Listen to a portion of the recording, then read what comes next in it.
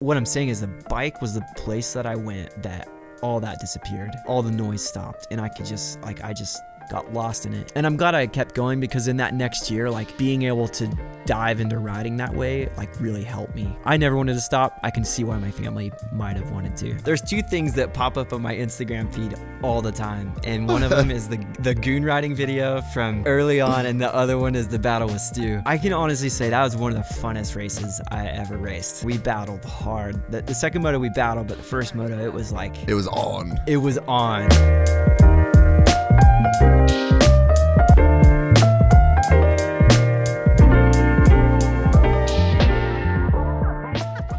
Gypsy. Today, before we get into this episode, I want to bring you a message from today's podcast sponsor, Athletic Greens. Athletic Greens is not only an all-in-one formula that helps me just cover all my nutritional bases, it's also the first healthy habit that I have that starts every single day. It sets the tone for a healthy day and just keeps my eyes laser focused on Glen Helen at the end of the year. Definitely notice improvements to my skin and massive improvements to my overall gut health. AG1 is packed with 75 vitamins, minerals, and whole food sourced ingredients of the highest quality that are able to offer gut health support, mood support, can affect your energy each day, and contribute to overall healthier looking hair and skin. Go to athleticgreens.com/gypsytales if you want to get that free year supply of vitamin D and 5 free travel packs added to your first order. Thanks so much to the guys and girls at Athletic Greens. We're excited to have you on board. Rolling. All right, let's get into it. Trey Canard is joining Gypsy Tales, and I'm pretty pumped on it. Thanks for having me, man. I'm stoked. No. Hey, do you remember, just a quick question before we really get into it. Do you remember me in the US? There was like one day, it was at like Elsinore, and you were like just about to leave the joint, and I come up to you with my dad, and I was like, man, my dad's like the biggest fan, like, would you take a photo of him? And then there's like, I've still got this photo of like you and my old boy, and it just fully made his trip. So I didn't know if you remembered it. Oh, dude, I hate to say this, I don't remember it. Well, that photo and like just you doing that, like, just immortalized you in my household of like, you earned like a lifelong fan out of that. Oh, that's so cool. That's so cool. But I feel like that was kind of your career, man. Everyone just loved you the whole time you were in it, and even now people still love you. Yeah, man, shoot, I never like really tried to be the nice guy, you know. I just tried to be myself, and I don't know. I just remember being like the young kid that was like probably too shy to ask for pictures. I saw an NBA player from Oklahoma City the other day at the airport, and I wanted so bad to take a picture, but I was like too nervous to ask. But I just remember being that kid, you know, like wanting to like see my heroes and take a picture with them. So it was special for me to have people want to know me, you know. So anytime I had the opportunity, it was cool for me. Yeah, nah, dude. It's such a cool thing, and it's funny you said like, you were just being you, and I think, you know, I talk about all the time like how, you know, we should have celebrated J Law more, and when we should have, like, we need those kind of guys in the sport. And my point in that is like, not everyone should be that guy. It's like, if you're that guy, you should be yourself. And I think that, you know, guys like you, guys like Dunge, you're never going to put on any kind of front, because it's like not you, and you guys should be allowed to just be you too. You know what I mean? So I think that there's like, we need the guys like you that are just literally the nicest people in the world. And then we need the guys on the other end of the spectrum to like kind of, you know, balance and bounce off each other. So like, I guess my point whenever I'm talking about that is like, let's not level out and try and make everyone the same, because it's like, we've got Trey Canard and he can do that thing, and Dunge can do that thing, but then over here, like, we should have these other guys too, you know?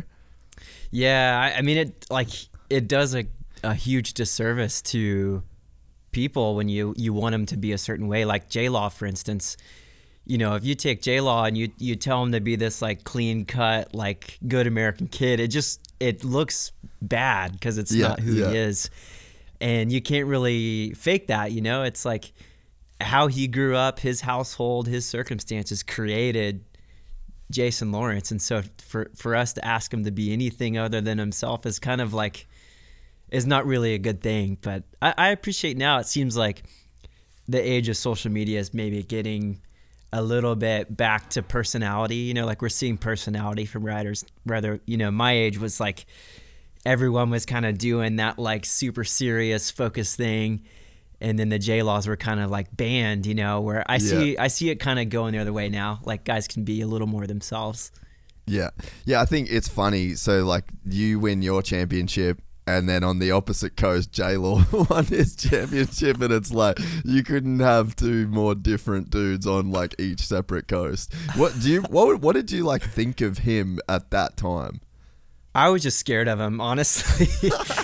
I saw like how it went with Dungey, and I'm like, dude, I just do not want to get on this dude's bad side. And for whatever reason, we were always cool. Like he liked me for some reason, but I just remember going like, dude, I don't know if I could handle the stuff he says to Dungey. Like some of the stuff that came out of his mouth, just witnessing it, I'm like, I couldn't handle that. I would like just start crying, or, you know, I don't know how I would have handled it. But so I was always nervous about him. But I remember racing the East-West shootout that year and going like, he came up to me before the race even started, and he's like, I don't care about this race. Like, I'm probably going to pull off halfway.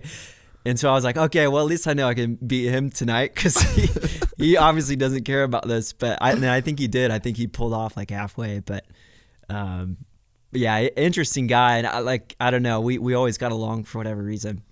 No, that's super cool. It was a bit of a weird time in the sport in that kind of era, because like those kind of like badass dudes sort of still existed. They were like the last of a dying breed. And like you think about 2007 Lorettas, it's like you, Izzi, Stroupe, who am I missing there, Griff? That's pretty much the boys. Yeah, it's like Will Hahn was in that group. Oh yeah, Will. But I mean, Will was very like nicest dude in the world as well, you know. Yeah. So like there was a little bit of like polarity in that kind of group. And do you remember like knowing that those dudes were kind of off the rails when you were younger? Like what was your like perspective of those dudes? Because that was like your graduating class, you know. Yeah, it's different, you know, because you know, when we were really young, they were like training facility, you know, the families were like living in motorhomes for like months of the year. And like I remember seeing Nico especially, like they had like an 8:30 bedtime or something, you know. And I was like, you know, if we were training at times, I would be, you know, my mom would be home working, and so it'd just be me and my mechanic and maybe a friend or two. And we were like pretty loose, you know. We kind of would watch movies at night and sleep in, and you know, it was, you know, we were being 14, 15-year-old kids. And I remember, you know, Nico being like, man, this is strict. And so there was that. And then, you know, whenever we kind of got closer to that 16, 17, 18 years of age, you know, I definitely, you start hearing stories, you know, about people doing certain things. And I was always, you know, my life was pretty serious from a pretty young age. So I was pretty straight-laced and, you know, focused and you know, I didn't really get outside the lines. And you start hearing the things that are happening, and you don't know how much of it's truth. But yeah. You know, a couple of years into our, you know, professional career, I was always super straight-laced, but you know, you start hearing more stories in that. So I would say kind of the beginning of our pro career is when you start, okay, yeah, there's a little truth to what's happening.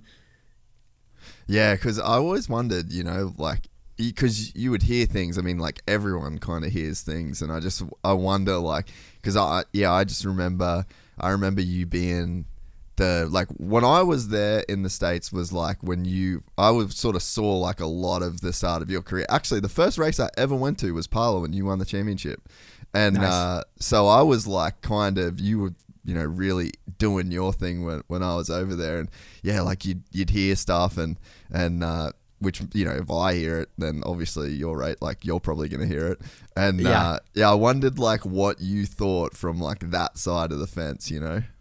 Yeah, I was always kind of like, I had a hard time kind of like, chatting with the boys, because they're talking about, parties and this and that, and I'm kind of like this like little neat like kid from the central part of the U.S., kind of like a little naive guy, like it wasn't really computing with me, but you hear a lot of it, and so I kind of struggled to fit into that kind of side of things, but I definitely heard a lot.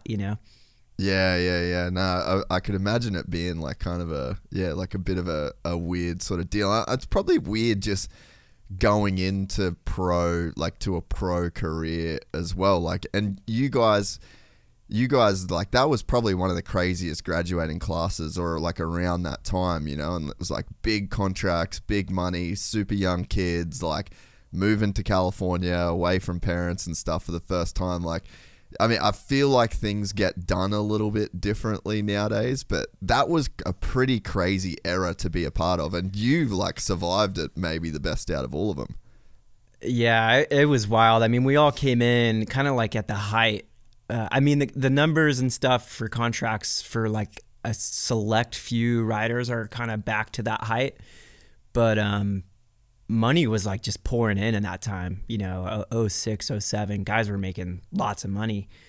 I signed my first deal, and I mean, I thought it was a lot of money, and what I hear, it's still pretty good money.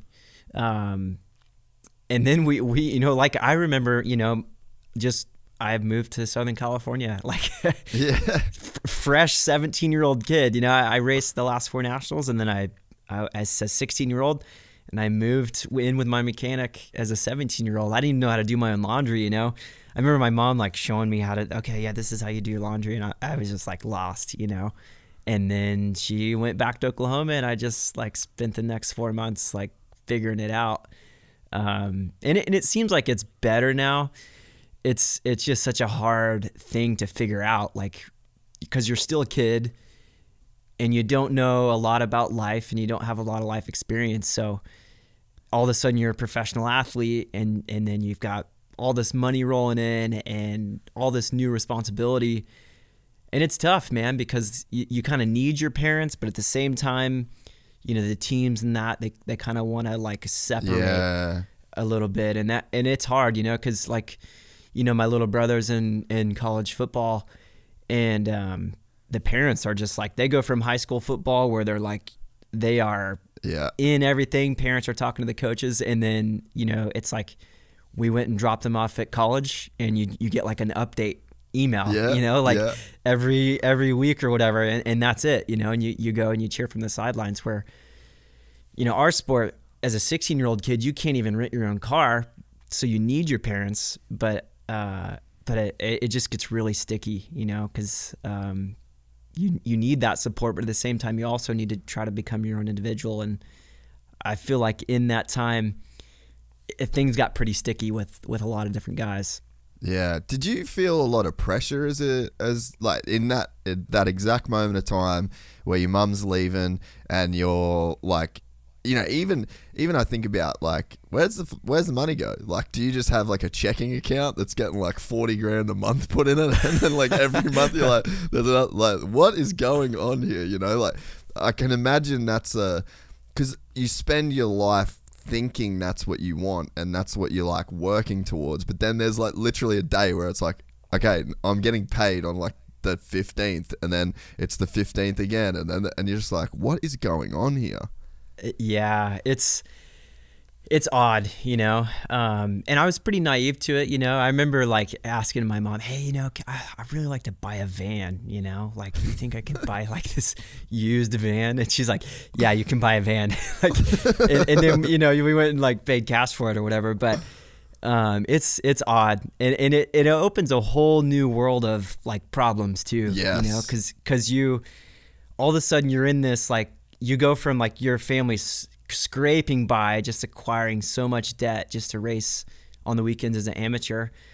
And then it's like, okay, now you enter this high tax bracket, And so you've got to think about just paying taxes, and it's like you're like, how much of my money is going to the government? It's like I remember writing those quarterly checks going like, wow, you know, it's so there's a whole new set of problems that come with the making all that money, because it's just stuff you don't think about when you don't have a lot of cash flow. But it's an odd experience, and something that I wish there was more of a kind of school to go to, you know, a little bit of mentorship that you could plug into. And I know a lot of guys have their agents and that kind of thing, but I wish there's some kind of organization that could go, hey, we know what you're going through right now, and it's a bit of a whirlwind. Let's help you along, you know, try to make those steps. So, because it's a lot, you know. Yeah. And how did you feel about it when you were in it? Like, do you remember feeling any type of way? Like, was there a lot of pressure? Because like, man, I could imagine so many ways where it goes, where it's like, I don't even want to think about it. I just want to think about my riding. Or it's like, that's this massive distraction. So then you're like, okay, I need to get this taken care of so I can concentrate. Or did you feel pressure? Like, because I feel one of the things that I felt when I started making a little bit more money was like, when you got nothing to lose, you know? And then once you start making a little bit more money, you're like, oh, like I could actually lose all this now, you know? Yeah, I think it didn't hit me, because at first it was just cool, you know. I'm just thinking, wow, man, I'm 16 and wow, I just signed this contract. It just all seems so surreal. Like, it didn't make much sense to me. Like, I don't think I was computing what was happening. And then I think, you know, I won my championship, and then I bought this property, and then it became like there's a tangible thing, you know, like there's the money in the account was kind of like this like magical thing sitting over here. And then it, like, when I bought my property, it was like, wow, there's this mountain to kind of manage and take care of. And that's when it became overwhelming to me. And all of a sudden I was like, wow, you know, I've got to keep this up. And it became a lot. But before that point, you know, it was just like, oh, there's this magical land of money sitting in an account somewhere. And it didn't seem real almost, you know. And that definitely, you know, a lot of pressure came with that property. Yeah. No, I can imagine, man. So switch gears a little bit. You're testing today. I myself, I don't mind messing with some clickers. So what were you working on today? Yeah, we're doing some mapping stuff with the 250. Okay. You know, we've got the GET system there, so playing with that a little bit, which was fun. Like, it was really cool messing around with that, and having the support from the GET guys. And I enjoy the 250, man. It's so fun to ride. So it's a little bit difficult to test sometimes, especially mapping, because, you know, the 450, you can go 5% here and 5% there, and it's a big difference, where the 250, you know, 5% is not really like a huge change a lot. But, you know, today we made a lot of changes, and it was fun because you know, you could feel the difference, and then, you know, I felt like it was a lot of progress. So it was cool. Yeah, man, I can imagine that being a HRC test rider might be the gig. Like, it might be the dream. Yeah, it's cool until you know, it's 4 o'clock and the whoops are like got a bunch of landmines in them, and they're like, hey, go try this part. No one's ridden it yet, but good luck. Yeah. No, I bet it's good until like 11 a.m. every day. Yeah, it's man, it's been the best thing for me after racing. You know, my first year retiring, I kind of went into this, you know, I was doing this kind of safety deal, and it was fun for a few months, and then it was met with a lot of resistance. And once I realized that wasn't going anywhere, I didn't do anything for probably 6 months, and it was a really strange time. I mean, it was the first time in my life where I was like, I don't know what I'm going to do today, you know, and I don't know what I'm going to do next week. And it was really strange, you know, your identity gets all kind of out of whack, and your drive, your purpose, it seems really vague. So for me to be able to kind of step out of the racing and then but still be involved with it and still be able to ride a lot, you know, that it's been kind of like the best thing for me these last 5 years. Yeah, I can't imagine the difficulty that you'd face when you just kind of like cold turkey quit racing, you know, like you literally have nowhere to be and nothing to do. And, you know, if you've played your cards right and you've made some money in your career, like you shouldn't have to do anything again. But then it's like, that's a very weird place to be when you're in your late 20s. Yeah, man, it's so strange because no one around you, like in a normal life, like when you see them, a lot of times their question is, what do you do? And so, you know, I got to the point where I would just start telling people nothing. They'd be like, so what do you do? And I would just say, nothing, you know, like because everyone wants an answer. Like they want to know like, hey, what's your next steps, you know? And I didn't know. And man, it's odd because, you know, from 19 years old, I had contracts, I had responsibilities, I had a place to be, a goal to strive for. And then, you know, to do that for basically 20 years, you know, to just hit the stop button, yeah, is odd, is really odd. And you got a lot of life in front of you. So what do you do at that point? It's not a fun time. Were you cognizant of it though when you were racing and then kind of getting towards the end of your career that, okay, I need to be Trey Canard outside of like Trey Canard the racer?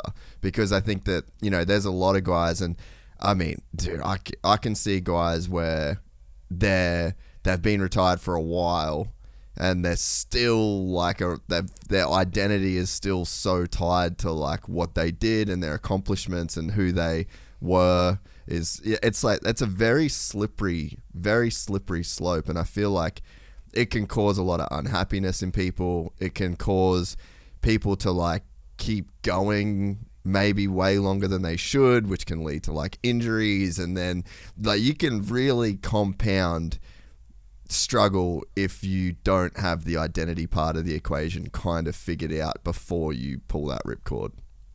Yeah, and it's hard to think that way, right? Because when you're in it, you got to be like in it, like totally submerged. So to think like, hey, in 5 years, I'm gonna, you know, pull the plug and I'm gonna open a coffee shop, you know, whatever it is.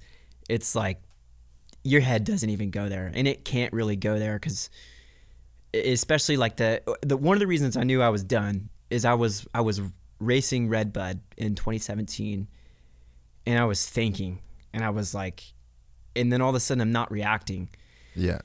And so I just thought, man, I can't be out there, you know, thinking about what I'm going to be doing and worrying about, you know, is this going to be dangerous for me, or is that mistake going to be cause an injury? Or, you know, when I stopped, you know, responding and reacting to what was happening and started thinking about it too much, I was like, no. And so I guess why I say this is that, man, you got to be like neck deep in it all the time to do it at your best and to do it safe. So to think like 5 years out is really tough to do. And then on top of that is, you know, take a college athlete, you know, or, you know, an NBA player, you know, football, whatever it is. You know, you spend a lot of your childhood in like, you know, school sports, and maybe you do 3, 4, or 5 different sports. And then you kind of land on one, maybe two kind of thing that you specialize in. And then you go to college, and then you spend 4 years working on a degree and, you know, working on your craft. And then maybe you make it to a professional league. And by that time you're 22, 23 years old, and you've got a lot of different life experience behind you. Yeah. Where kind of like action sports athletes, we start so young, like we're contracted at 8, 9 years old to some degree. And then your whole identity, it never has an opportunity to see yourself outside of that, you know? So 100%. You're just like, I'm Trey the racer, and I don't know what I am outside of that because I've never really experienced anything outside of that. And so I think where a lot of guys in the action sports world get sideways when they're done racing is they literally don't know who they are without that. And so it's difficult. And I'm happy that I have this testing role because it kind of allows me to have one foot in the door and then also kind of continue to try to figure out who I am outside of motorcycles. So yeah, it's a tough one to figure out.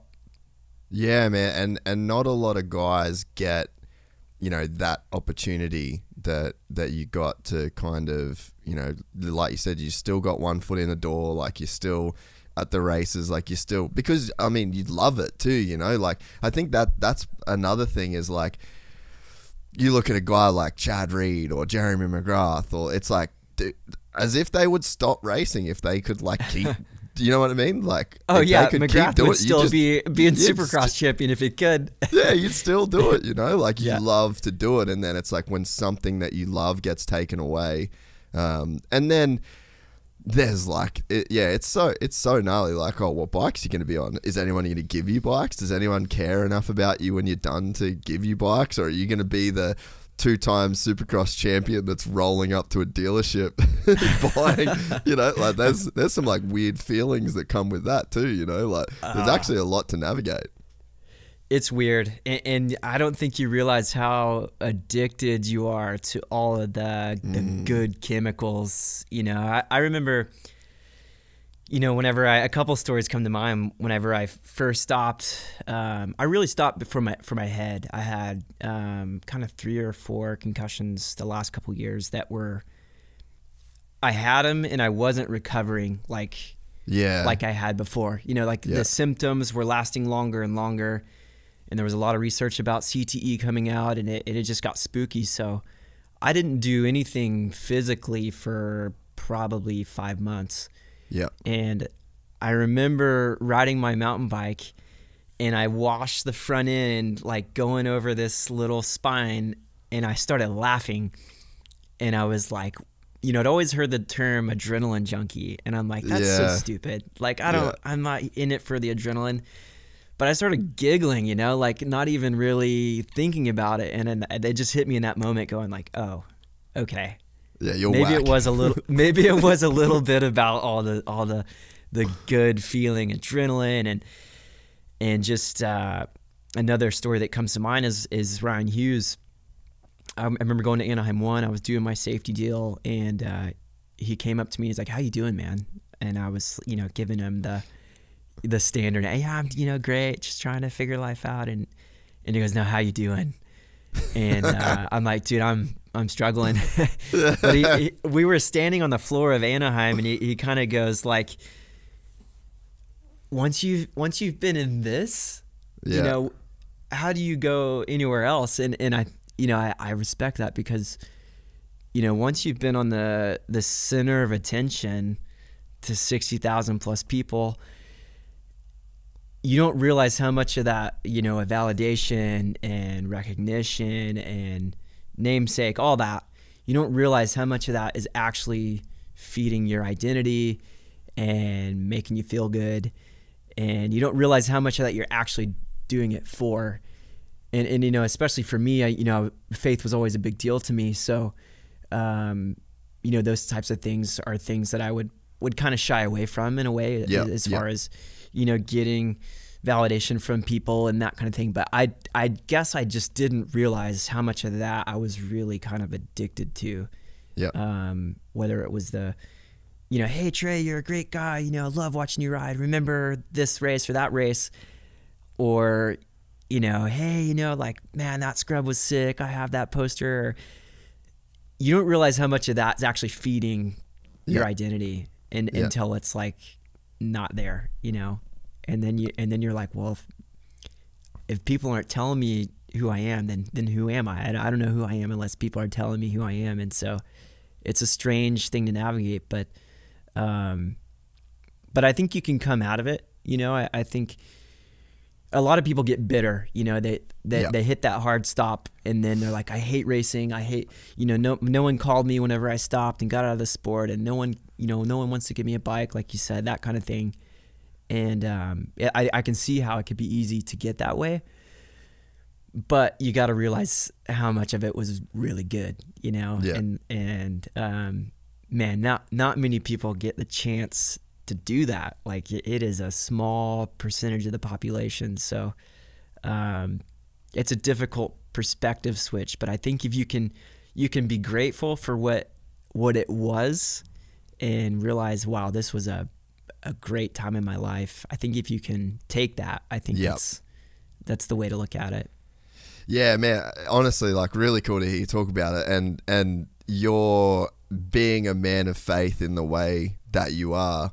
I mean, there's a lot of verses in the Bible that talk about identity and false idols. You know, it's a big part of that book. Yeah. is to try and, you know, like, help people navigate, you know, those kind of challenges. And yeah, I feel like you would have quite a, you know, a solid perspective on it from that lens. And, you know, for you to say, like, it's hard, you know, like, you go through it, and even being cognizant of it, it's still hard to, like, not dive in or, like, lean into the effects. And it's super funny, like, with the podcast, I haven't even been in America for 5 years. That's where the podcast is the biggest. And it's like that's numbers on a screen. So you're like, okay, we've had 5 million downloads this month. We've had 6 million. What?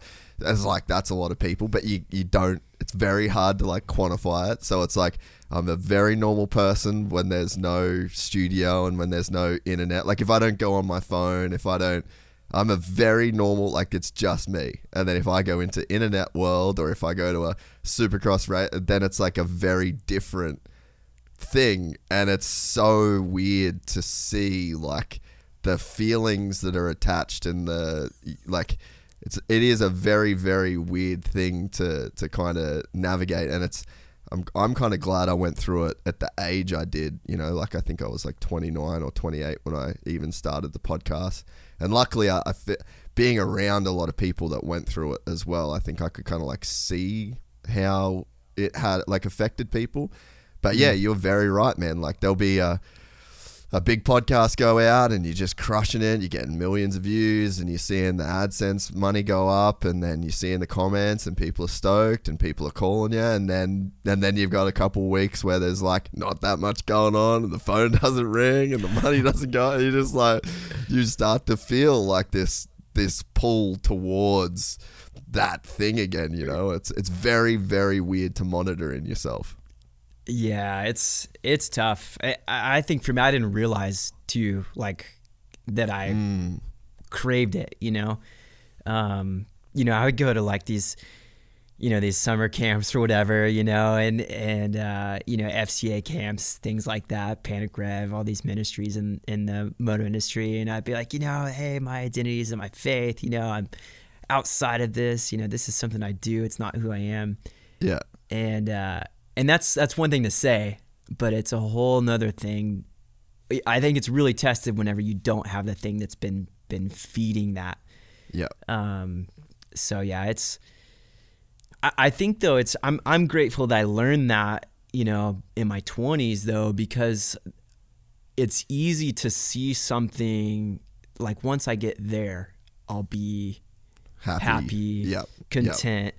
Whatever it is, and to kind of learn that there's always going to be a something or a somewhere pretty early in life is pretty cool, because you kind of realize, like, hey, you know, when I won my first championship, I woke up the next morning and nothing changed. I mean, I had more money, but nothing changed in my life as far as the way I felt about myself or anything like that. So to me, it opens up, like, I wish I could have learned this while I was racing, because I don't think I would have put so much emphasis on my results or how people perceived me or anything. I think I just would have done it. How I'm trying to do this testing role is, I'm doing this because I one, I have a skill set for it, but two, because I really like it.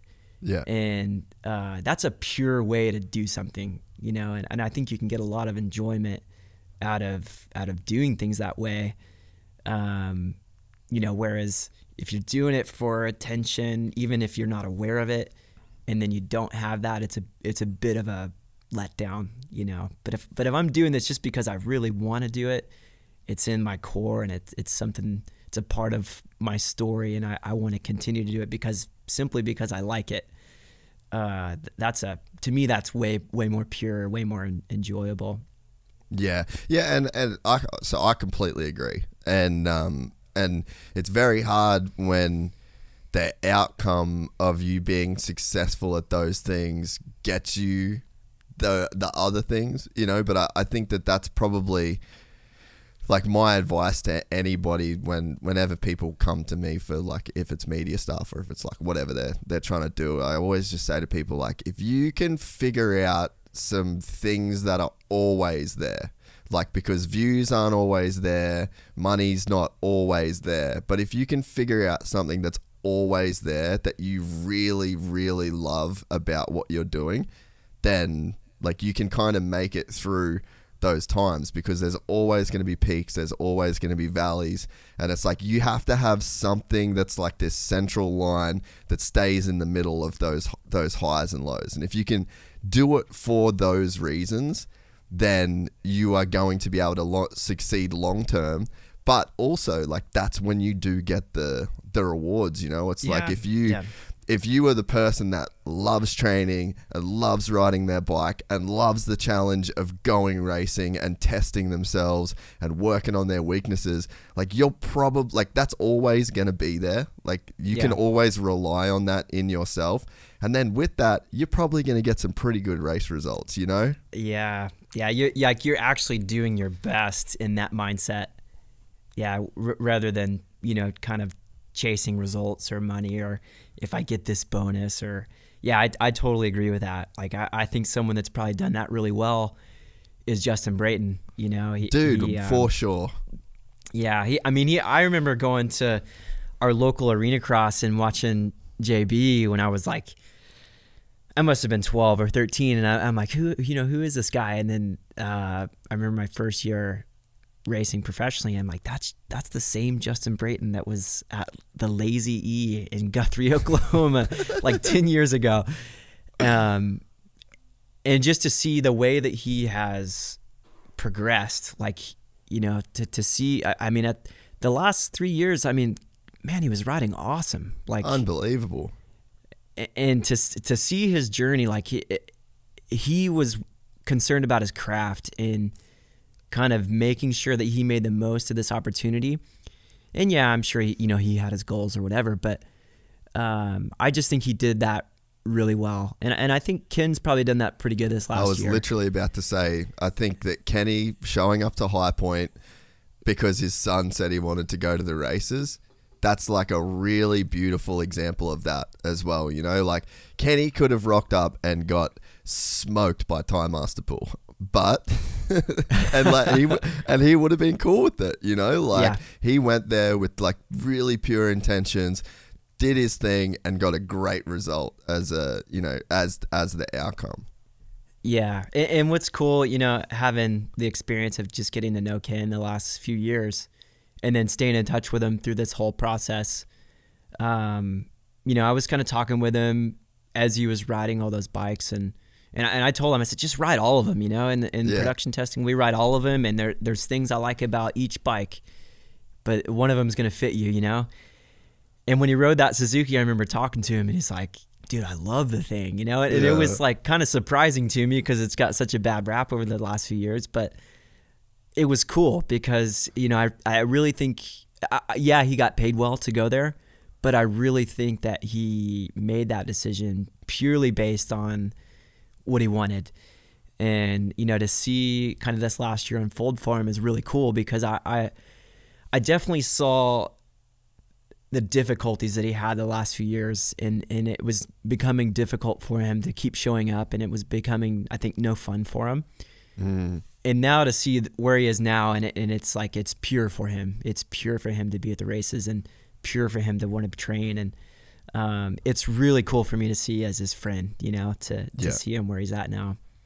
Yeah, and you know, like in years past, I mean, guys just wouldn't do this sort of stuff. Like it almost seems like no one had really kind of created a mold where like you could go from HRC to a privateer Suzuki team on a 2017 model bike with a kid. You know what I mean? Like that's just not something that like people would do. So it's whatever's changed or whatever's in Ken, it's really cool that it's like that's okay, and people celebrated it, and then he went out and achieved amazing results. Like I mean, dude, Indy, well, was it Indy, him and Barsha? One of the greatest, one of the best main events I've ever seen. You know, like, and two really really rad guys. That I mean, dude, you could almost lump JB in that category, Barsha as well in that category. Like, there's just a dude that loves riding a bike, and he's like figured out that there's shit he likes doing, which cycling, training, racing, having his wife and kid there, making his fun videos, and it's like you can kind of see that he's also another one of those guys. It's just like living the dream. Yeah, I love it, man. I think kind of my era of racing, there was kind of like this blueprint you needed to follow, you know, and it was like when you watch the media and what was happening, it was like pit boards and bicycles and laps and, you know, the like dramatic like sweat off the brow kind of shot. When I was a kid, dude, I grew up on terra firma, you know. It was like these dudes in the hills, like, you know, and funny skits and the videos, and it was fun, man. Like I wanted to do what I was seeing on terra firma. And so I, you know, when I look back on kind of my era, it's like almost a little disappointing because you lose, especially for the next generation, when they watch that, they're like, they're going to go repeat that, you know? Yeah. And so you lose a lot of the joy of just riding a bike, being in a fun community. And so to see like now with the vlogs, you know, a lot of the social media and people having fun, like I think it's like nothing but good for the sport. Yeah, no, I completely agree. And so was your career like actually different to how you imagined it being as a kid? Like, so you grew up and all the training and all the riding that you were doing, you're like, one day I'm going to get a terra firma part. And instead you got like muscle milk on a cycle bike, grinding with pit boards. Totally. I like envision myself at like Castillo Ranch to like face to face, you know. I'm like on my little BMX bike going, nah, you know, watch it, what, you know. Yeah, and here I am, like, you know, this like super serious documentary about coming back from a back injury, which, you know, hey, it was all great, but it was definitely different, and I think it was a little bit hurtful to our sport that era. Because it was so, like it was like the Terminator, you know. It was like this very rigid kind of, you got to fit this mold and be this guy, and now it's like I see more personality showing up, and I love that. I think it's awesome, and guys are racing longer, you know. When I was racing, it was like if you made it to 30, like you were like, whew. I remember being in the autograph lines with K-Dub at like 32, and people were like, "What are you, hey there, old man?" Yeah. And now like our champions are like 30. You know, it's cool. I think it's creating longevity for the riders too. Nah, definitely.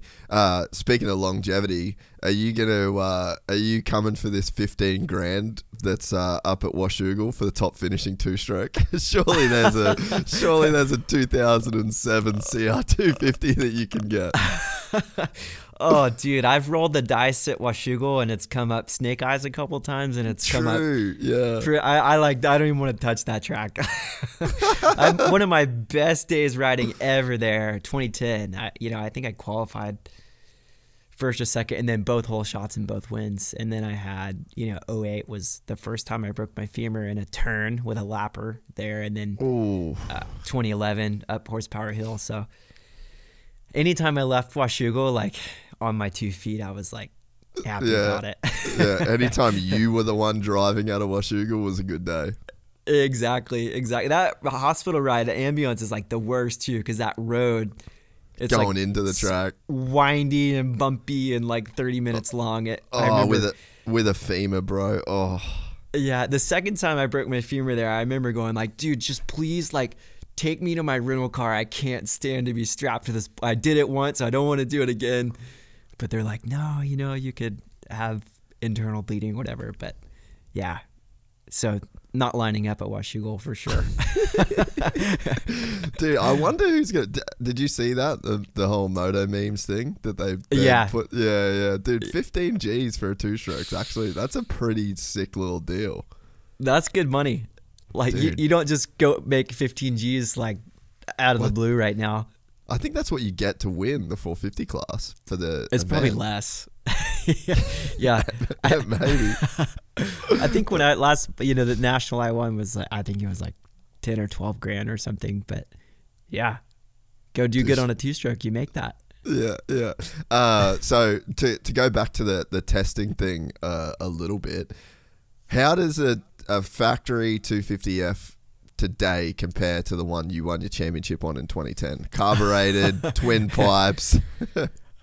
Dude, that bike, especially my first couple years, was like, it was fast, but it was scary to ride. Like, just the I remember my first couple weeks on Supercross, you blip it in the air like bap, bap, normal stuff. I remember Christian Kibbe, who was kind of our motor develop it.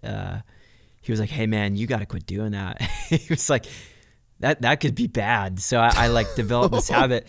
He would like, if you need to adjust in the air, just give it like a little crack, so you'd be like in a rhythm going, you're at mim, mim, mim, mim, mim. It sounded so funny, but you just had to do it. Cause if you loaded that thing up too much and went to get on the throttle, you'd get a massive boo-wop and, it could be over. Same with like nowadays, kids, they don't use the clutch to like if you're going to seat bounce or something, it's like full gas, whenever I was riding, if you did that, you're just asking to get a big bog and Indo. So to this day, I still do it, even though our bikes don't really do that anymore. It's like, man, it was something else. Dude, I don't know how Barsha got around on that thing. Thankfully, his first year of Supercross, we had fuel injection, which the thing was so slow, but at least it didn't bog. Yeah, dude, I just can't even imagine the level change between like a 2010 to a 2023 factory CRF 250. Yeah, I rode yesterday, and we're just trying to get some endurance time on a couple parts. And I did like 325s and a 15 and just trying to get time. And dude, I was like, you had to like pull me off the track because I was having so much fun. It's like the perfect bike to ride. Like if anyone off the street could buy a bike and they wanted to spend like $100 grand, buy a Works 250 because dude, it's so fun. It's like, the 450, even the stock ones are just so fast. Like you have like 2 or 3 hairy moments in the day where you're like, dude, that could have went so sideways. I could have like grabbed a handful when I didn't want to and had a big one. Where the Works 250 is so fast and you never really, it could use more horsepower here and there, but you never really go like, oh, this thing's such a turd. I can't get out of my way. But you don't have those scary moments, So to me, it's like the perfect all-time bike to ride. So I guess if you have $100 grand laying around and you want to change the thing up every 10 hours, then get one. But it's so fun. I love it. How does a factory 250F compare power-wise or engine-wise, maybe even like riding style-wise, to a stock 450? I would say it's still slower, like our Works 450s are not, I would say they're not really any faster than a stock 450. It's just so much horsepower. They're a lot easier to ride, and we make them so if you need the power, you can use it, and then it gets like really, linear and you know, if you need the horsepower, it's there, but it's really easy to ride down low. So, so I'd say the stock 450 is probably still faster, but the Works 250 is so crisp, and the FI is just so good that you could probably go a lot faster on the Works 250, just because you're so connected and you have the horsepower when you need it. Whereas the stock one, sometimes you get out of hand quick, you know, and you got to roll out of it. And so I would say it's still slower, but it's not by much, and it's way more usable. Yeah. I rode a stock.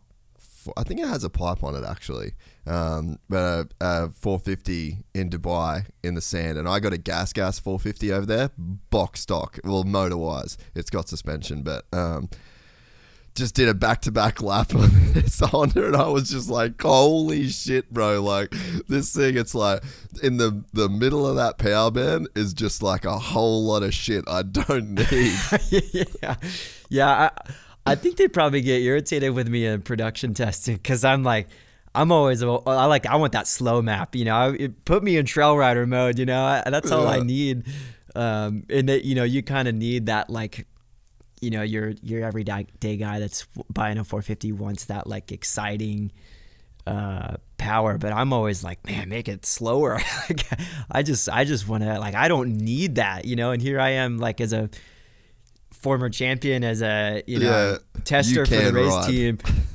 I don't need it, you know. I'm like over here trying to do the traction control and the slow map, you know.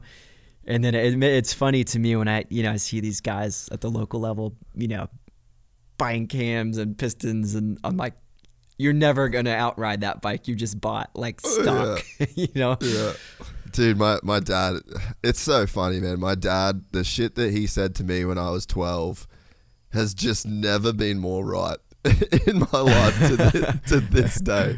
My dad would always say, I'm like, I'm going to get a pipe, I want to get this. Dad's like, buy new tires, mate. New tires is where you're going to get your lap times from. Like, as soon as you start thinking you want anything extra for your bike, just walk down to the shop and buy 5 sets of brand new tires, because that's your lap time. So true. So true, bro. I have these friends at home, and they're pretty new to riding, which has been, like, is so fun. That'd for me be to cool see. for you, yeah. Because they love it, man. And sometimes I'm like, dude, I just spent like a week, like, doing this. Like, I don't want to talk about it right now, but it is so cool to see how much they love it. And the stuff they buy for their bikes, I'm like, you'll never. They always, like, laugh at me because I'm like, oh, dude, just keep it stock. You know, you're good. Yeah. But I appreciate it too, because one, it's like, that's the economy of our sport. You know, these companies that are being fueled by the enthusiasts. But they probably get tired of me saying, like, dude, just, your bike's fine. Yeah. You don't need anything, you know. Just ride it out of the crate. Get your tires, you know, your air filters, your oil, all that stuff. But it is also cool for me to see their enthusiasm. You know, they're reading the test reports, and they're like, hey, did you see what Kiefer said about this? And is that true? And you know, it's like, I heard Jett did this, so I'm gonna do it to my bike. And it's fun for me to see. I really have appreciated their love for this passion. Yeah, and I think, I mean, dude, I'm sitting here as the worst guy. I've got a set of A-kit showers on my KTM right now. Like, I'm that guy. But I mean, I think that there's just something so fun about, like, customizing and tuning, and, you know, it's like, it's greater than the sum of its parts, you know, like, to defend every vet rider out there that loves that stuff, you know. It's like, I just love being in the shed and bolting on a set of triple clamps and some bar mounts and, you know, new suspension and trying new suspension. Like, to me, it's just, I ain't ever gonna win a race, I ain't ever gonna be that guy, you know. So it's like, this is what I can do that's fun for me. Yeah, and I didn't realize how much I loved the development side of things as a racer. You know, it is fun to see change. Like, whenever you bolt something on and you go, wow, that was different, that was better, or, oh, that was worse, I want to go, you know, a different direction. It's for me, that's half the fun now is seeing that progression and trying to find what you like. It's like a fun puzzle that never really gets solved. Yeah. But you're constantly trying to change it, and then it's fun just to look at the stuff, man. Like, yeah, I look at some of our parts sometimes and it's just like, dude, like when they like make a lever or something and it's like fully etched out, you know, it started out as a piece of metal and it, you know, a machine made it. It's just like, it's so cool. Yeah, no. Hey, I'm right there with you. I recently have like kind of had the, you know, when people say like your suspension works better the harder that you go, and then you're like, cool, man, sounds good. I'm still scared. So I've finally got this set up in my shock right now. Where like I was at the track, so I'm doing World Vets at the end of the year, so I'm like fully racer guy spec at the moment, and out doing like 320s a day and like doing my runs and the whole shit. But so I'm like working on my suspension, and I'm like, there's this one sort of specific turn, and the bumps just started getting super gnarly, and I was like almost getting like pissed off at how rough this section was, and I'm just like, God, just like hammered down on the throttle, and I felt my bike work better than it's ever worked before. And I just had like that light bulb moment, and I was like, oh, this is actually so sick. Like I can literally feel what people have always said about like when your suspension's, you know, set up, the harder you go, the better it'll work. So like just those like little discoveries, dude, I've been riding damn near my whole life, you know, and it's like, to still be learning and figuring this stuff out, it's like that to me is like joy right there. Yeah, I mean that's honestly that's the fun I've been having in the last few years. Like you just, every time I ride, I learn something. You know, like I'm still learning. I you know, I was always a pretty technical rider as far as my form and all that, but I mean I'm still learning. You know, being around, you know, guys like Chase and Jett and Hunter and you know, Chance. It's like there's a level of technicality there that I'll see that. I'll see them do something at the track or at the race. I'm like, dude, I got to try that. And then to see yourself progress. And then the same thing with the parts, you know, it's like, it's an ever evolving thing that you're trying to figure out. And, it's so fun, man. It's so cool to try to put all that together. And then when the time, they're very few, you know, but that time where you're like, when you really nail that rough section, you're like, yeah, that was sick. That's what I'm looking for. Yeah, dude. So that's a good point when you talk about the technicality with some of these guys. I mean, that's something that I've just been like hammering for the last couple of years. I really think we're like entering a new kind of era in the sport. Like, as a dude that's on the ground riding the same bikes, like being around those guys, like what do you see in them technically? And you can go as deep and as detailed as you want here, but what are you kind of like seeing in those guys that just wasn't really a thing when you were at your peak? Yeah, I think the biggest thing for me is their feet. Like, yeah, they're so good with their feet. You know, my like, we came off the heels of RC, feet everywhere, sitting through the bumps, like just carrying mad speed and hammering, you know. So that's the stuff that we kind of like saw and we're like, yeah, that's sick, you know. Yeah, that's what's up. Yeah, I'm gonna, dude, see if I can hit this turn without letting off, you know. How far can you charge in? You know, I'll charge in harder, whatever.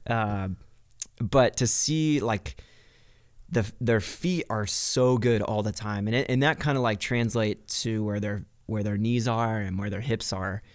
They're using the lower half of their body so much better and more efficient than we were, and then that lends to being able to set the bike up differently. You know, when you're kind of loose with your feet and really light on the pegs, you don't really load the bike well. You kind of have to have a softer setup because you don't have anything kind of like pushing the bike to the ground all the time. Yeah.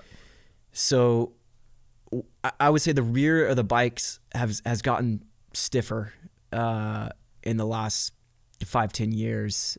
You know, from kind of the beginning of my time in the sport to the end, it was kind of like you saw more kind of choppered out bikes, stiff forks, soft, slow shocks where now it's kind of like you see a little Stiffer more and fast faster rebounds. shocks. Stiffer, faster. The forks Yeah. are getting more compliant. And I think a lot of it has to do with the way that they're able to weight the rear of the bike and keep it connected to the ground.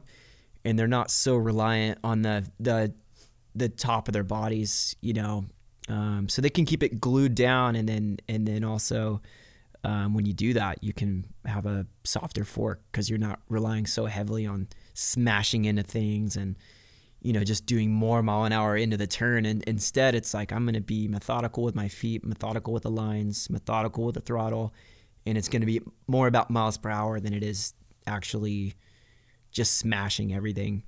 Yeah, man, that's so interesting to hear you say that about like the shock setup and the softer, faster kind of setup, because I was watching Jett through the section after the second turn at Colorado, and then you've got the big left-hand sweeper that's after that straightaway, and he's standing up, and like you can see there's like slow motion footage, and you can see how fast that shock is rebounding, and like it is just glued to the ground. And yeah, I remember thinking that the shock looked really, really quick. Like even in slow motion, it like visibly looked faster. So it's very interesting to hear that.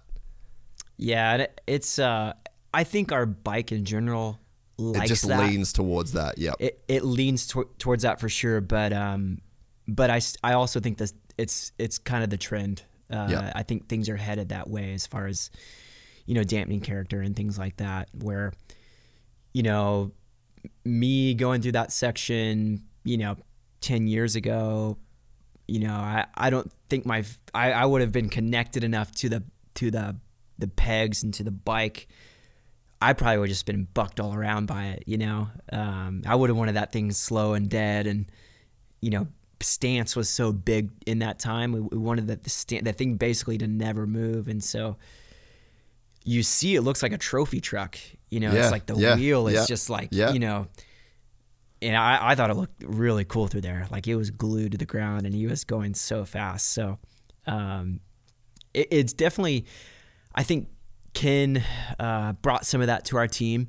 Yep. And I had to learn it for sure. But once I did learn it, I saw the benefits of it, especially turning.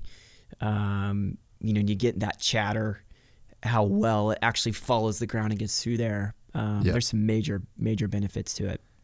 And then, is there anything different, I guess, in the sag characteristics then that you will play off that kind of setup?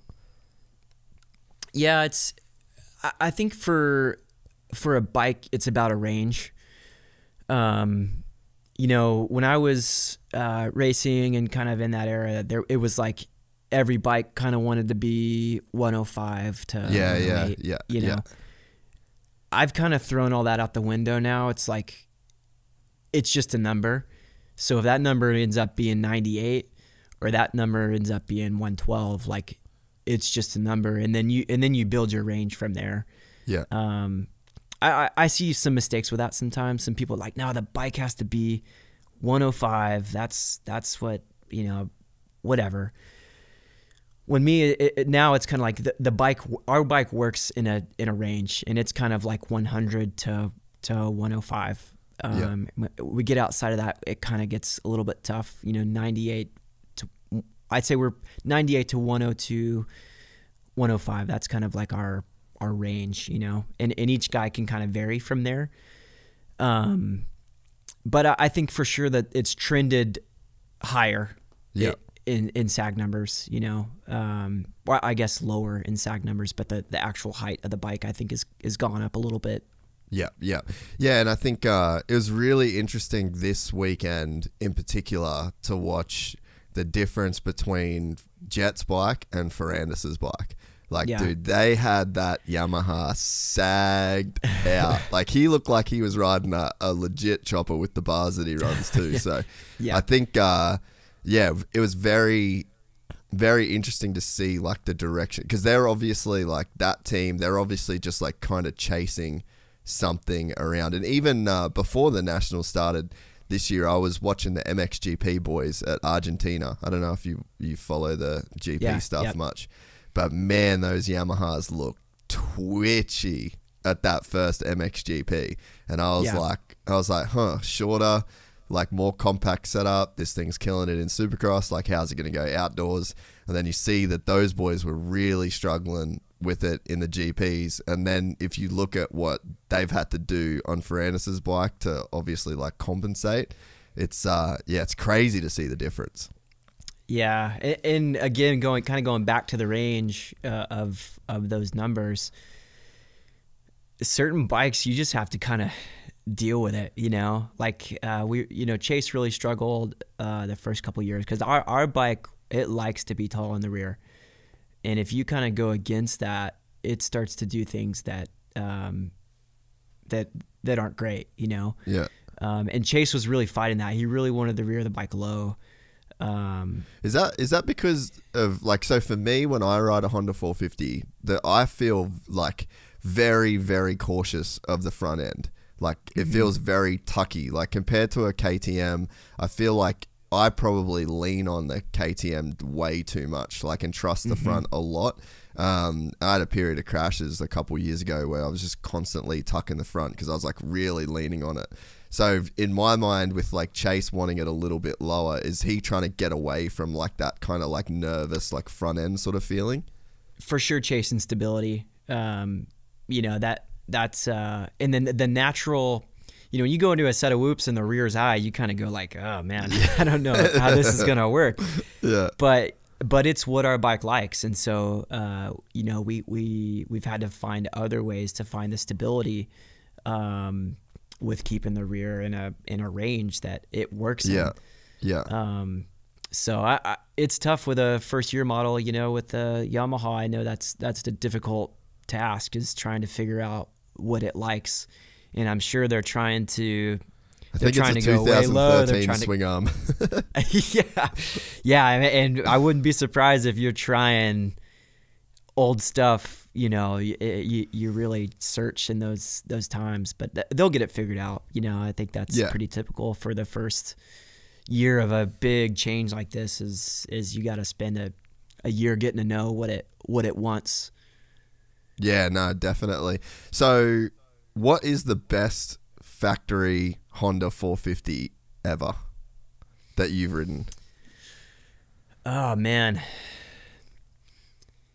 I really liked my 2014 bike when we went to KYB.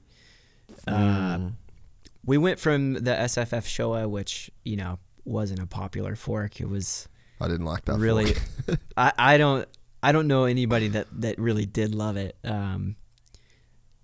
We put that KYB setup on, and it was the PSF1 fork, and it built air pressure. Like, you know, you'd go up a bar, 2 bars in a moto, which was tough. You know, that's a couple spring rate. But man, when it was working, like, dude, I loved the way that bike worked. I also, one of my favorite bikes, and I'm kind of bummed because it didn't really get to show, was Cole Seeley's bike in 2019 for outdoors. That thing actually worked really well. But I like a lot of our current stuff. The last 2 years, there's certain things I really love about the BFRC that Chase has been running. There's things I don't like about it. That's that rear shock, huh? Yeah. There's certain things I don't like about it, but there's certain things that just really complements our bike. You know, like that it likes to ride high, and it kind of, you know, helps fix that a little bit. So yeah, I think the last couple of years I've been really excited about just the whole progression of our team. Like, the bikes are getting really fun to ride. Yeah. And so with the way that Jett has been like dominating the 450 class, like did you have any indication that this was coming? Like, did you have any kind of feeling that you know, we might see this, or is this as surprise to you as some of, I guess, like most people?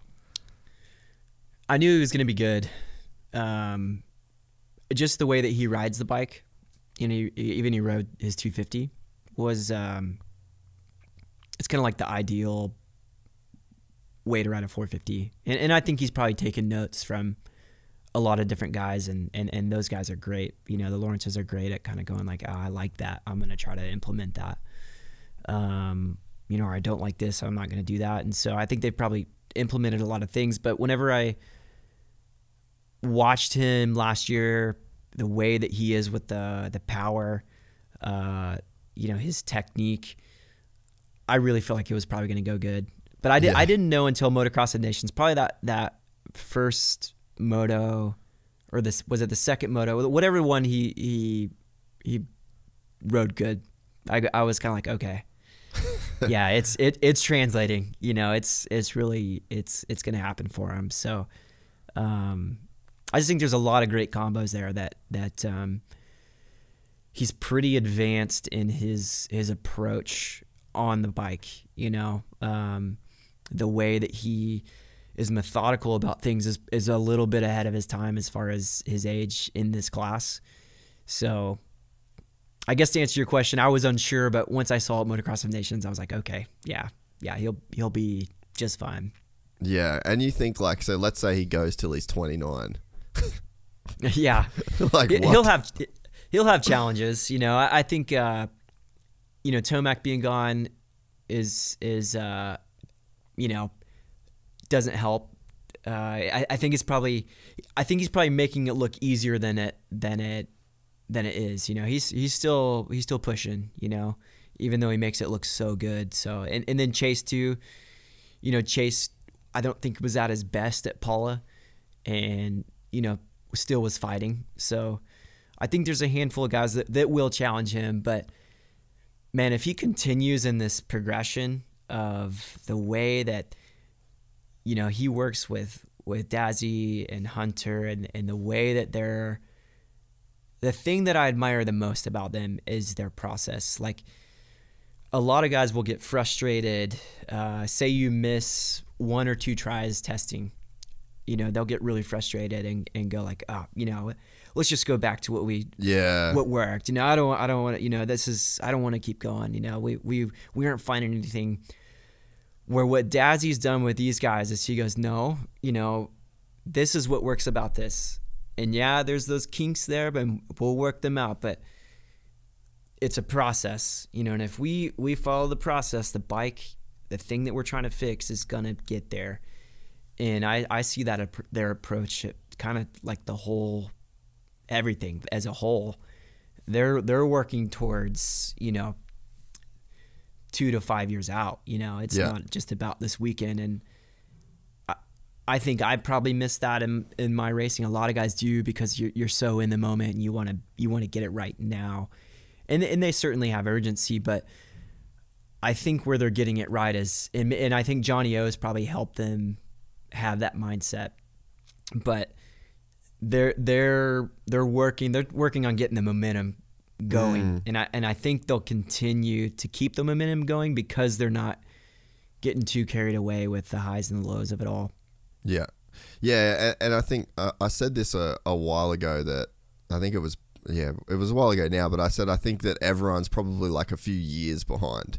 Like, I think, you know, like when you try and change something technique wise as a rider, like at any level, I mean, there's like an adjustment period, there's an uncomfortability. It's kind of like exactly what you said about riding, the testing. It's like, oh, I got to get on the balls of my feet. Well, now I can't really use my rear brake that well, so like, fuck it, I'm just going to go back to how I used to do it, and I'll like make it up somewhere else. I think that like they took the hit like pretty early on, you know, to like they just stayed so committed to this idea of like, no, technically we need to be perfect. And I believe you'll probably see Chance Hymas have like a pretty steep curve, because like he's committed in the same way. And I think like that second moto at High Point was pretty cool, where it's like he's out front, Hunter's coming, like you're gonna get past, but he just didn't break form. He didn't change the way he rode. He didn't get loose. And it's like, to have that commitment to it's like a game plan, you know, like you've staying committed to a certain game plan. And I think that that's probably like they've kind of caught the field with their pants down in a sense, is that like if you're gonna want to make these changes, like you're gonna really like you're behind the 8 ball now. And you know, like I even think like with Hayden, I mean, I've been pretty stoked on the whole Hayden Deegan thing for a really long time, and even in my head now I'm like, dude, you're doing good, but like you need to get on that kind of like Lawrence swag a little bit of like really just being addicted to the process and like really believing in, you know, like making gains in certain areas for the long term, because you know it's that, I think that's like the new wave now. Yeah, I mean, I didn't go to High Point, but I text Chance right after. I just said, hey, there's more to come, you know. Yeah. Because I think what's coming for him is, you know, he's adapting a lot of what he's around every day, and I think if he can stay focused without getting discouraged or derailing, like he's going to be there. And I think where I missed it a lot was, you know, I rode with my heart a lot and not with my head, you know, which worked great for me sometimes. You know, I would come out swinging and you know, make crazy moves, you know, and it was great, you know, and it's exciting, but I wasn't able to see 3-4 years down the road. I was just able to see next weekend. And so I wish I could have had some of that, you know, in me, because I think one of the reasons like Dungey was so successful was he didn't have these crazy peaks and lows in his career, and he was able to build over 3, 4, 5 years into the champion he became, where, you know, I was like this, you know, there was these crazy highs and crazy lows, and that gets draining emotionally and mentally. So I think if you can keep your eyes on, you know, 3 years from now and think, hey, I'm going to have some losses, I'm going to have some wins, but if I can see those losses as lessons and, you know, not take them so personally and use them as a teaching moment, man, I think you're so much better off. And I think that's part of what they've done really well. Yeah, no, I completely agree. And like, yeah, just to stay, like for us this year, we've had so many like different things we're working towards, and it's like I'm doing the Dubai thing, and I've been like waiting on this US visa. Like I actually just got it approved yesterday, which is crazy. But it's like there was all these things that I'm like, that almost was like the linchpin of like this entire plan. And it's like there's been so many times this year where I've just been like fully over it, down like all right, I'm done. I'm like all these bold plans, it's like too much, I'm over it. But you know, it's like if you can just stay to that long, you know, not in racing but just life, it's like have a game plan, like see where you want, like you are going to be somewhere in 3 years, like you might as well be where you kind of want to be. Like what are the things you can do every day to get there? Yeah, and then be flexible enough to make adjustments, you know, and I think that's such a great life lesson, you know, like when it's 4 o'clock and those guys are smoked and they don't want to really do anymore, and Dazzy's going, no, just go do a couple more laps and just give us some feedback, you know. Yeah, like you almost need that philosophy in life, like, oh, I'm just worked right now and I'm so over this, like this is the worst, you know. If you could just go like, man, I just need 2 more laps to get some little more info so that I can do the next thing, man, I think it's really valuable. Oh, for sure. But I mean, you know, you said it before, like right at the start with the J-Law thing. It's like he come from this place, he had these things happen, he came from this household, and then this is what you get. And I mean, in your case, like, dude, you had one of probably the gnarliest upbringings, you know, like experiences to like get to professional racing of like maybe anybody. Yeah, I mean, I think it was a double-edged sword, you know. There was on a personal level, like so much loss and so much like a void, you know. Yeah. And I think out of that came a lot of focus, like determination. I had to take that energy and put it somewhere. Yeah. Or it was going to go really sideways, you know. And the way that I kind of processed was, here's this thing that I do. I'm just going to do it with all I have. And so I think in a lot of ways, you know, losing my dad was probably one of the things that drove me into becoming a disciplined athlete, into being focused and getting through hard things. But it was also one of the things that really made it difficult for me too.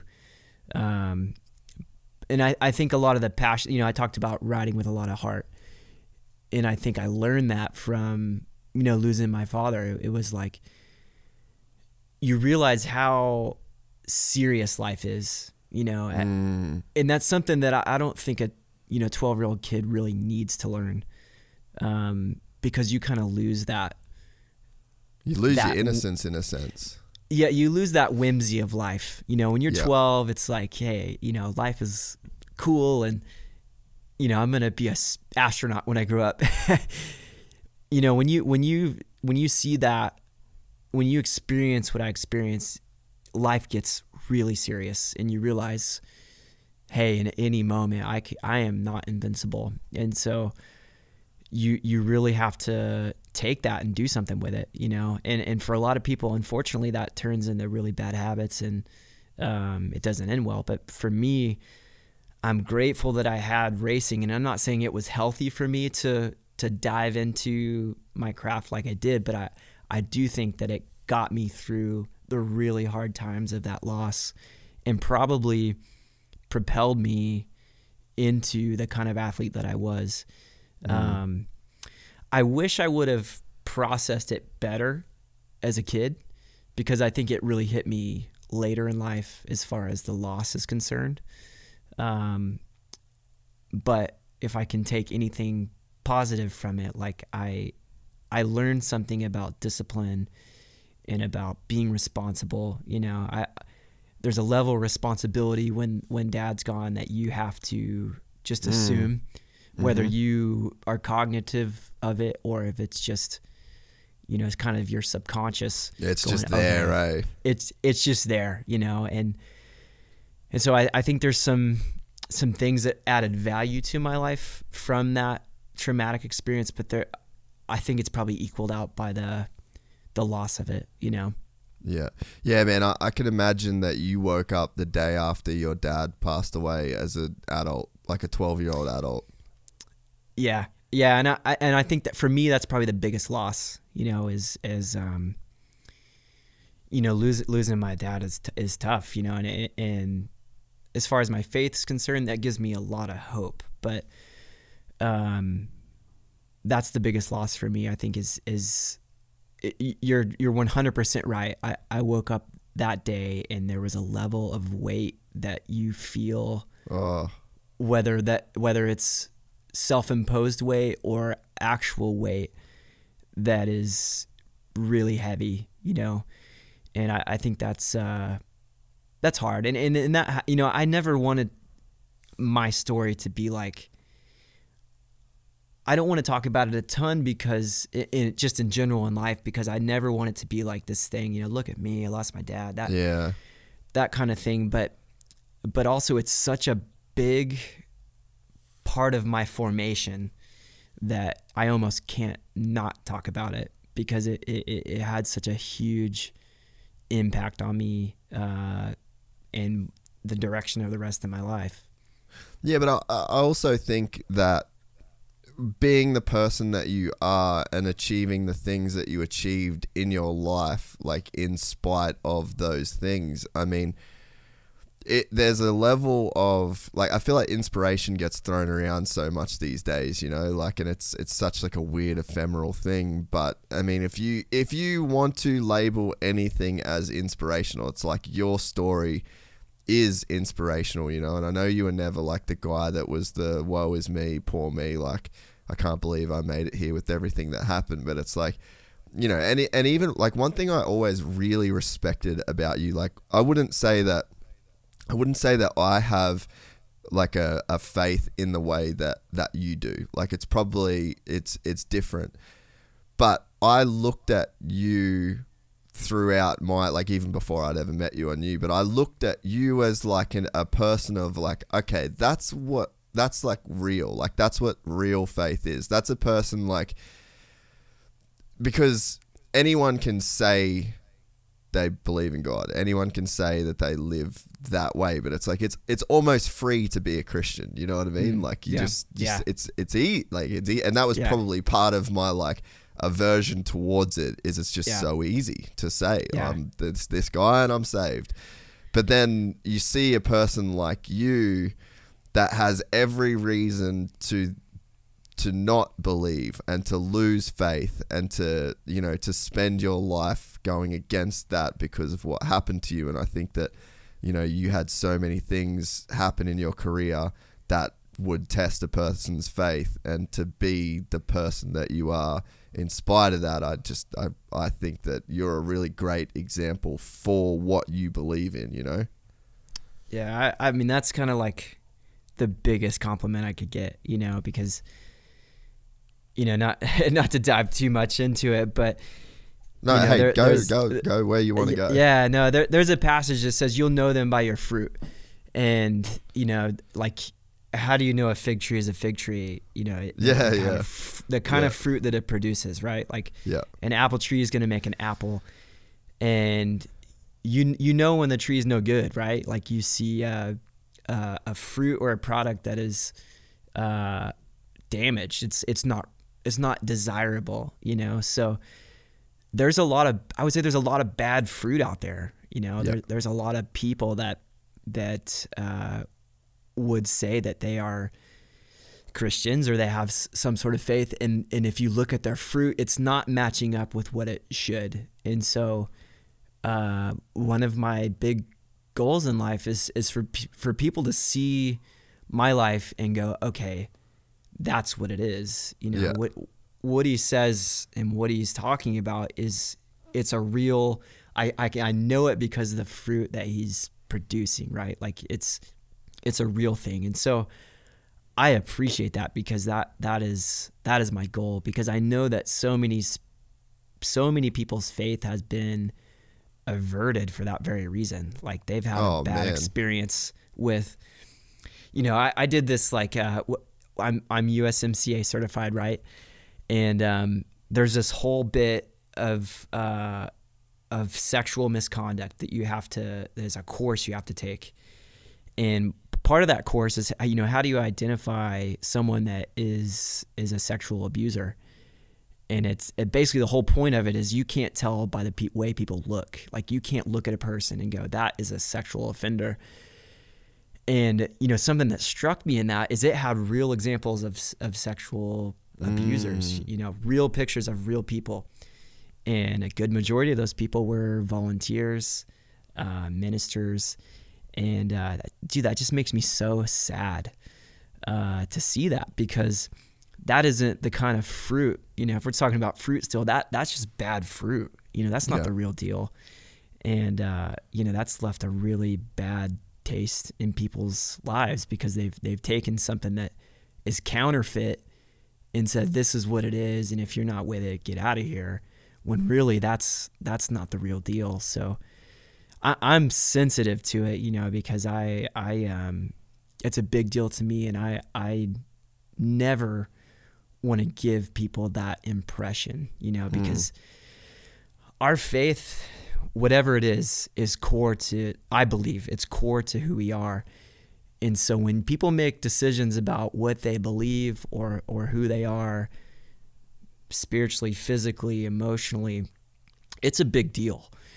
And so when you try to manipulate that or force something or try to give someone a counterfeit idea of what something should be, it's really damaging to people, and it leaves them scarred in a way. And so it's really, like, so important to me that when people meet me, when people interact with me, that they go, okay, if this faith thing is real, maybe I don't even believe in it, but at least I know that guy is doing what he says, you know? And I'm not saying I'm perfect, man. I'm ask my wife how big of a mess I am, but I at least want them to see and go, okay, yeah, that he's doing his best to live that. So yeah, I've probably stepped back. You know, there was a time in my career when I was really like posting a lot of scripture and, you know, a lot of this and that, and you know, one of my favorite quotes is by a spiritual leader, and he says, you know, preach the good news at all times, and only when necessary use words.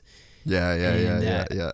And I love that, because, you know, you should be able to see who I am by the way that I live, not by what I say, and that's just really important to me. Yeah, man, it's so true. I mean, so I guess like from my side, like I definitely I would say I'm like a fairly spiritual person in the sense of I guess like just mostly around ego. Like to me, I think if you want to talk about like God versus the devil, it's like I think that the ego is like that's where the devil is. So for me, like I don't have anything past like what's going on in my head, but I'm like ego is not good. Like you need to be hyper aware of that. And I mean for me, like, so meditation's like a big thing, but it's funny, like living in Dubai and being around the Muslim culture, and seeing, like, I've got some friends that they're like legitimate Muslims. Like they are praying 5 times a day. They're doing like literally everything that they are supposed to do. Like there's a very clear line of like, this is haram, and you're around those people and they are fantastic people.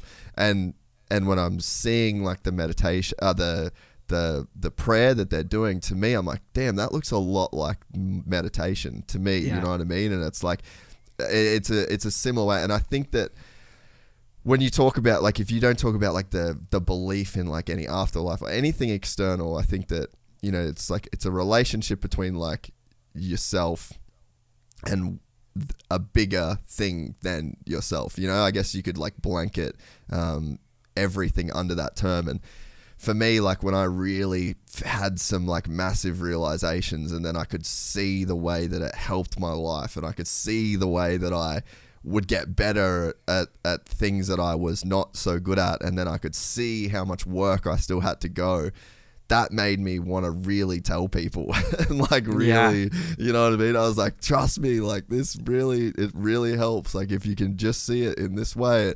And then after a couple of years or 3 or 4 years, I'm just like, I feel like I need to walk through my life as good as I can, and hopefully that rubs off on people. And I think that's like the natural transition in a sense, you know? Yeah, for sure. That's a great way to say it, is as far as like,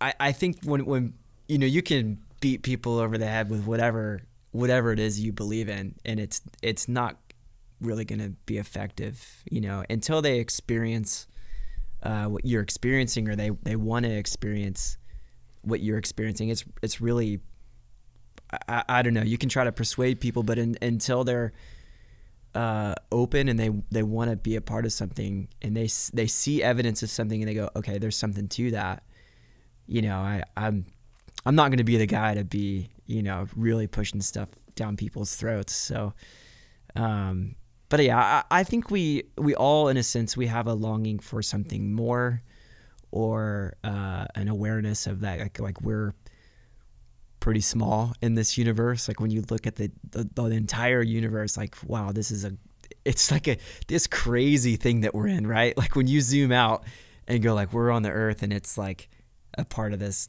massive galaxy. It's all like really wild to think about. And so and I think it makes sense to make meaning of that, you know? Yeah.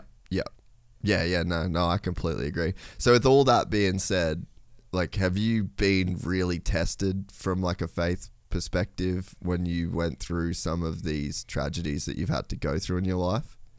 Oh yeah. Yeah. Huge. Yeah. I mean, and I think that's probably what has, you know, really refined my faith, you know, like, I remember when I first kind of started racing, I would say things on the podium and I would get a lot of heat from that. And then it would kind of like, I'm sure on your podcast, there's going to be this little battle about, faith and God and all, the zealous Christians are going to be in a battle with, the atheists and and it's going to be turned into this thing, and I hated that because I never really was like thanking God because I won, it was more about, hey, this is something that's big in my life. And I'm going to share it in this moment because this has been something I've worked for, and this is a great time that I want to, tell people, hey, this is my life. And that's part of that personality thing. Right. But that was really tested a lot. And especially I think 2011 to 2012 was probably the biggest test for me. And it wasn't because exactly what I went through. It was, people saw it as evidence of a reason not to believe in God. Yeah. I broke my femur in April. We could go into a debate about if it was my fault or a part on the bike's fault. Break it again in, I guess it would be the end of June. And then I break my collarbone in December. And then I come back probably too quick and break my back in January. And so a lot of the heat that I was getting, I was like, but I think it was a test for me because I just felt really attacked. And I hate to say that, but I didn't understand why people felt they needed to try to persuade me against my faith. Like I didn't understand why that was happening. Because I guess it's cool if you don't believe in something, but why? Why try to persuade me any differently? Yeah. But I think what people saw was, oh yeah, God's supposed to bless him and give him wins and safety. If you study the Bible at all, that is like kind of the opposite of the Bible's pretty much like, take your lickings, bro, deal with it. Exactly. And expect it. Like, hey, you want to live in this world, like be ready to and I kind of saw like, hey, I ride a motorcycle, I'm choosing to throw my leg over a bike and I ride with passion. And so that, I got to take a lot of that responsibility. And so I guess that's probably a long-winded way to say it, but I guess just the concoction of that, of people really coming at it felt like an attack, and that's probably probably overly dramatic, but that's how it felt at the time. And that was hard for me. And then to see the response from my faith community too, a lot of the people got really vicious with that type of person. Like I would see these debates in YouTube videos and on Racer X articles, and I'm just sitting there going like, dude, like this ain't it. Like, and it was almost harder for me to see the people from my own faith community like attacking other people. And it was, people got defensive because some of the things were said were pretty, offensive or whatever. But I was like, man, this is a perfect time to like turn the other cheek. Yeah. And what I saw was not that. So that was like almost just as discouraging to me. So that was probably the toughest time. But then like, I met my wife out of my back injury, and that was, when I went on this trip to try to, be a blessing to people. And I met her on that trip, and for me, that's what it was about. It was way more about that than it was God giving me anything. He's already given me life. Like what else do I need? And a really neat life at that. So that was probably, I guess, super long-winded way to ask. That was probably the biggest test to my faith. Yeah. No, I mean, yeah, I could see it, and yeah, I mean, I guess that's the you know, that's the way I kind of always saw you, you know, like was just this guy. Like if there was a guy that really lived it, you know, and I think that there's a few guys that I could see where I'm like, I just respect that, you know, like I know enough about what you believe in to know that you are walking the walk, you know, when a lot of people are just kind of talking the talk. Yeah. Not to make the topic any longer, but yeah, it's kind of popular, like Western Christianity. It's like a cool thing to be. It's like its own culture, and I think that's probably not how it was supposed to be. Yeah, and so to go back to, I guess, 12 and your life kind of changing after what happened to your dad. I mean, what did life look like at that time? And then, you know, how did the racing kind of evolve through that? And like, was it ever a thing where it's like you were not going to keep racing, or? Yeah, I remember. So I lost my dad May of 2003, and then, you know, still went and did Loretta's, which was probably too soon, you know. But I remember, you know, it was just horrible for me. Like I just like there's a whole year in there that just like, I think I was probably so numb that I was just like kind of existing and going through the motions. But Loretta's went bad. And it was kind of like, I really started to miss my dad through things like getting to the races, you know. All of a sudden you have a blowout on the side of the road, and like it's you and your mom and your brother, and you're like, oh man, you know, Yeah. it'd be really great to have, you know, dad here, like to kind of help walk you through changing a tire, you know.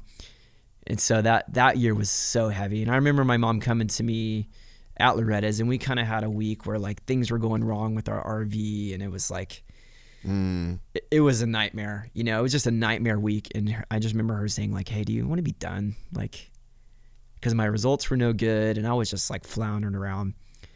And I just remember going like, man, it was the one thing in my life that I still like really enjoyed. Like I could hop on a bike and I could disappear from, you know, the big feelings I was having, and the weight that you were feeling, the weight. And just like one of the hardest things about losing a parent is the way people look at you. It's like everywhere you go, there's like an ultra sensitivity to you that is it almost like makes a it reminder harder. It's like a constant reminder. Exactly. You're like, oh man, here comes that kid that lost his dad. Like let's be real nice and you know, treat him. So I guess what I'm saying is the bike was the place that I went that all that disappeared. All the noise stopped, and I just got lost in it. So I never wanted to stop, but I can understand why my mom was like, maybe we should be done. And I'm glad I kept going, because in that next year, like being able to dive into riding that way, like really helped me. I really got a lot better from like 04 to 05 to 06. Like those 3 years compounded in like a really big progression for me. I went from like a, you know, top 5 guy to a guy that was winning races and winning championships in the amateur scene. And so in my mind, I never wanted to stop, but I can, like in my family, it was hard on my mom to be responsible for that, you know, on her own. So I never wanted to stop. I can see why my family might have wanted to. Yeah. And so you said earlier that you didn't feel the loss until a bit later on. Like, when did it hit you? I remember it really hitting me when I was 18. I think like it for sure hit me from that time on, but you know, there's processes in our minds that we can bury things. Yeah. I really buried it. And I remember, you know, I had my property, and it was so hard to like figure out how to take care of all that. Even though I wasn't doing a lot of the work, it was in my mind a lot. And I remember going like, man, I wish I had, you know, I would see guys like Dungy, his dad was there, RV, his dad was there. And I remember just thinking, man, I wish I had a dad right now to kind of like do this with me, because I just feel like I'm sinking here. And I was, you know, that was kind of in the back of my mind. I was doing a moto one day, and I was just like, I just started screaming, "It's not fair." And I'm like, what? What's not fair? You know, like, I'm doing a moto here. Like, just get back with it. And I became hysterical. And I just remember going home and going like, "Mom, I don't know what's going on with me." But and that was kind of the beginning of seeking kind of some mental help to process that. And I still don't think I really like took a super deep dive until I was done racing. And I definitely, it's a process. I mean, it's still a process to this day. When you bury trauma like that, it rises to the surface at some point, and it definitely rose to the surface for me that day when I was 18. Yeah, that was going to be one of my next questions, was like, did you ever get therapy and stuff, like actual therapy? Yeah, and I did. I kind of went the first little bit was kind of like, you know, a lot of churches offer like a free counseling and that kind of thing, and that was great. It definitely helped get me through, you know, a really hard time.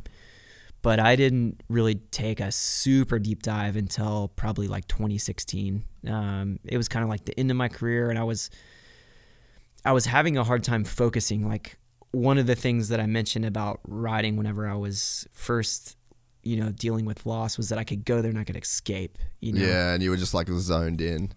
Yeah, in 16 I was like riding and training, and I was like somewhere else. And that got really scary for me, because I started making some really like dumb decisions on the track. And so I went to a trauma therapist kind of out of desperation to like get my focus back. But kind of what I got out of it was I really started unpacking all of the difficulty and loss and trauma that I had experienced. Yeah, no, man, I honestly can't imagine what that would be like to kind of have to deal with in the midst of all the pressure and all of the new things that, you know, you're kind of having to deal with as well. And did it change at all, or like was there any extra stuff that kind of came out when you had kids as well? Like, does that bring its own like set of challenges with it?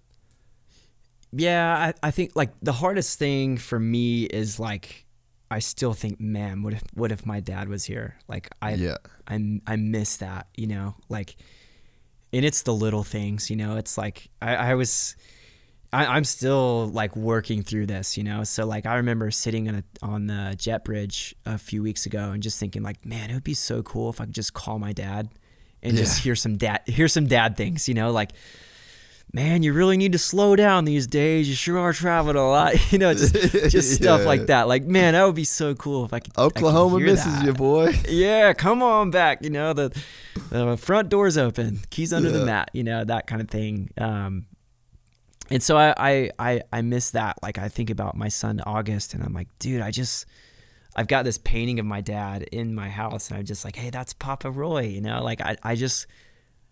It's a bummer to me that he'll never get to meet his grandpa, you know? And just things like Father's Day, you know, it's like a weird dichotomous thing for me, because it's always been like, I hate Father's Day, you know, like I hate the reminder and the way people are around me on Father's Day.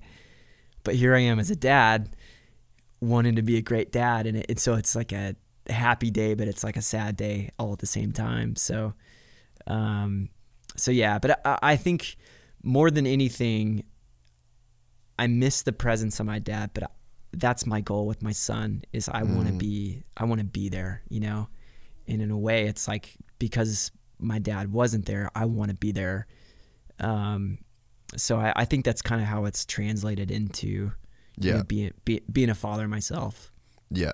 And so I guess, sorry to like push into it, but I know it's just such like a big part of like your story. And like I said, I mean, I think that it's a huge, you know, it can be a huge source of inspiration for people, you know, like you said, just the fact that you're alive means that that you're gonna really have to deal with some shit, and I think that to see someone like yourself that has just been given a wave of things to have to work through, and like the way that you can kind of carry yourself through it, the career that you built for yourself, the family that you built, like I think as much as it's, obviously like it'd be hard to kind of talk about, but I think that there's so many people that can hear this and apply it to their own life, or even just be grateful, like just be grateful for the things that you do have, because nothing is guaranteed in life. And when you can see somebody like yourself that,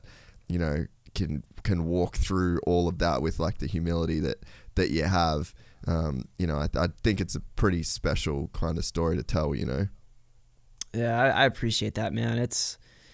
I like to say that people that have been through trauma or difficulty, it's a big club, Yeah.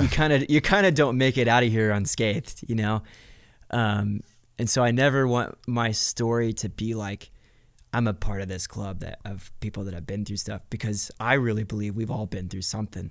Yeah. And so it's important to me to talk about, I did my TED talk on going to therapy, which was like kind of scary, because, people perceive that there's like a stigmatism around it. But I wanted people to know, like, hey, it's a big club. Like we've all been through something. And so, I want to use what I've been through for some kind of good, good in the world. Because I think we can all take the difficulty we've been through and, apply it, and someone's going to catch it, because the reality is someone just lost their dad, and someone just lost their dad again, and someone just lost their dad again. And, while we've been speaking, like more people have been passing away. And so for someone that has gone through that to look at my story and be able to relate, like, I think it's important that we all, whatever it is that we've gone through, we take that and we use it, and in a way that's actually been super therapeutic for me. Yeah. I could definitely see that. So we'll switch gears a little bit, and maybe we'll start talking about some of the more fun parts of your career. So one of the epic races that I think is like a pretty dope Trey Canard moment was the Millville battle with old Jimmy. Yeah, dude, I hear more. There's two things that pop up on my Instagram feed all the time, and one of them is the goon riding video from like early on, and the other one is the battle with Stu. And dude, I can honestly say that was one of the funnest races I ever raced. Like, I finished that first moto where we battled hard. The second moto we battled, but the first moto, it was like, it was on, like we touched wheels in the air. Like we were like all over the place trying to win that race. And I remember getting second and just like, dude, I was still smiling because I was like, one, I just raced James Stewart. Like 10-year-old me is like high-fiving me, like, good job, dude. Yeah, like that's James Stewart. But two, like I was still trying to battle for my first win, and it was just fun, man. It was fun. Yeah, that is like, if you want to show somebody motocross, like that's one of the motos where you'd show them, and it's like so deep into the race, and you guys are just still sending it, and I think as I watch it back now, like I watched it last night actually, and as I like watch it back more and more, I think you can really see like you pushed James hard. Like I think he was pretty tired by the end of that moto. Yeah, he was doing kind of everything, and it was one of those days I was just feeling spunky, man. I don't know why. There's some days you just wake up and you're like, I'm ready, and that was one of them. And dude, I was pulling everything I had, and he was just crafty, man. But the funniest part about that whole day is I thought I won the overall. And so in my head, we went 1-2 the first moto, the second moto, Dungy won. So in my head, Dungy got like 7th the first moto. So all I got to do is, in my head, is all I have to do is beat Stu. And so I came across the finish line like I think I might have rolled the finish line like both hands in the air. Like, what an idiot. You know, I go to the tent and I'm just like ecstatic, you know, and the team walks over to me and they're just like flat. And I'm like, what is wrong with you guys? I just won my first overall. And they're like, no, you got second. You're such an idiot. Oh, dude, that's so good. And to do it at Millville, I think like that's a real motocross track there. Like that place is no joke. I was even looking like when I was watching last night. I mean, the main downhill, like it was even super lipped up, and you were like jumping, like just the momentum you would have had coming down that hill, and how rough it was. The dirt was just mint. Like it just looked like you boys were able to just absolutely send it. Yeah, it was cool. I think like the track was not so deep that day that it was like slot cars. You see a lot of slot car racing now, and I think I understand it, trying to slow guys down and trying to, you know, make it rough, but it was so fun to be able to move around like in it, and I think it made the racing like so exciting because you could start wide and go in, and like if you watch the race, it's like we are like everywhere the whole race, and it was fun. I loved it. Is that one of those days where you just don't feel like there's a limit?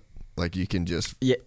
Yeah, it comes easy. Like I know people, I've never had the experience of like time slowing down. I know that some people, when they enter that flow state, they say like, you know, baseball players say they can like see the stitching on the ball. Yeah. I've never really had that moment. I've had that moment though where it all feels easy.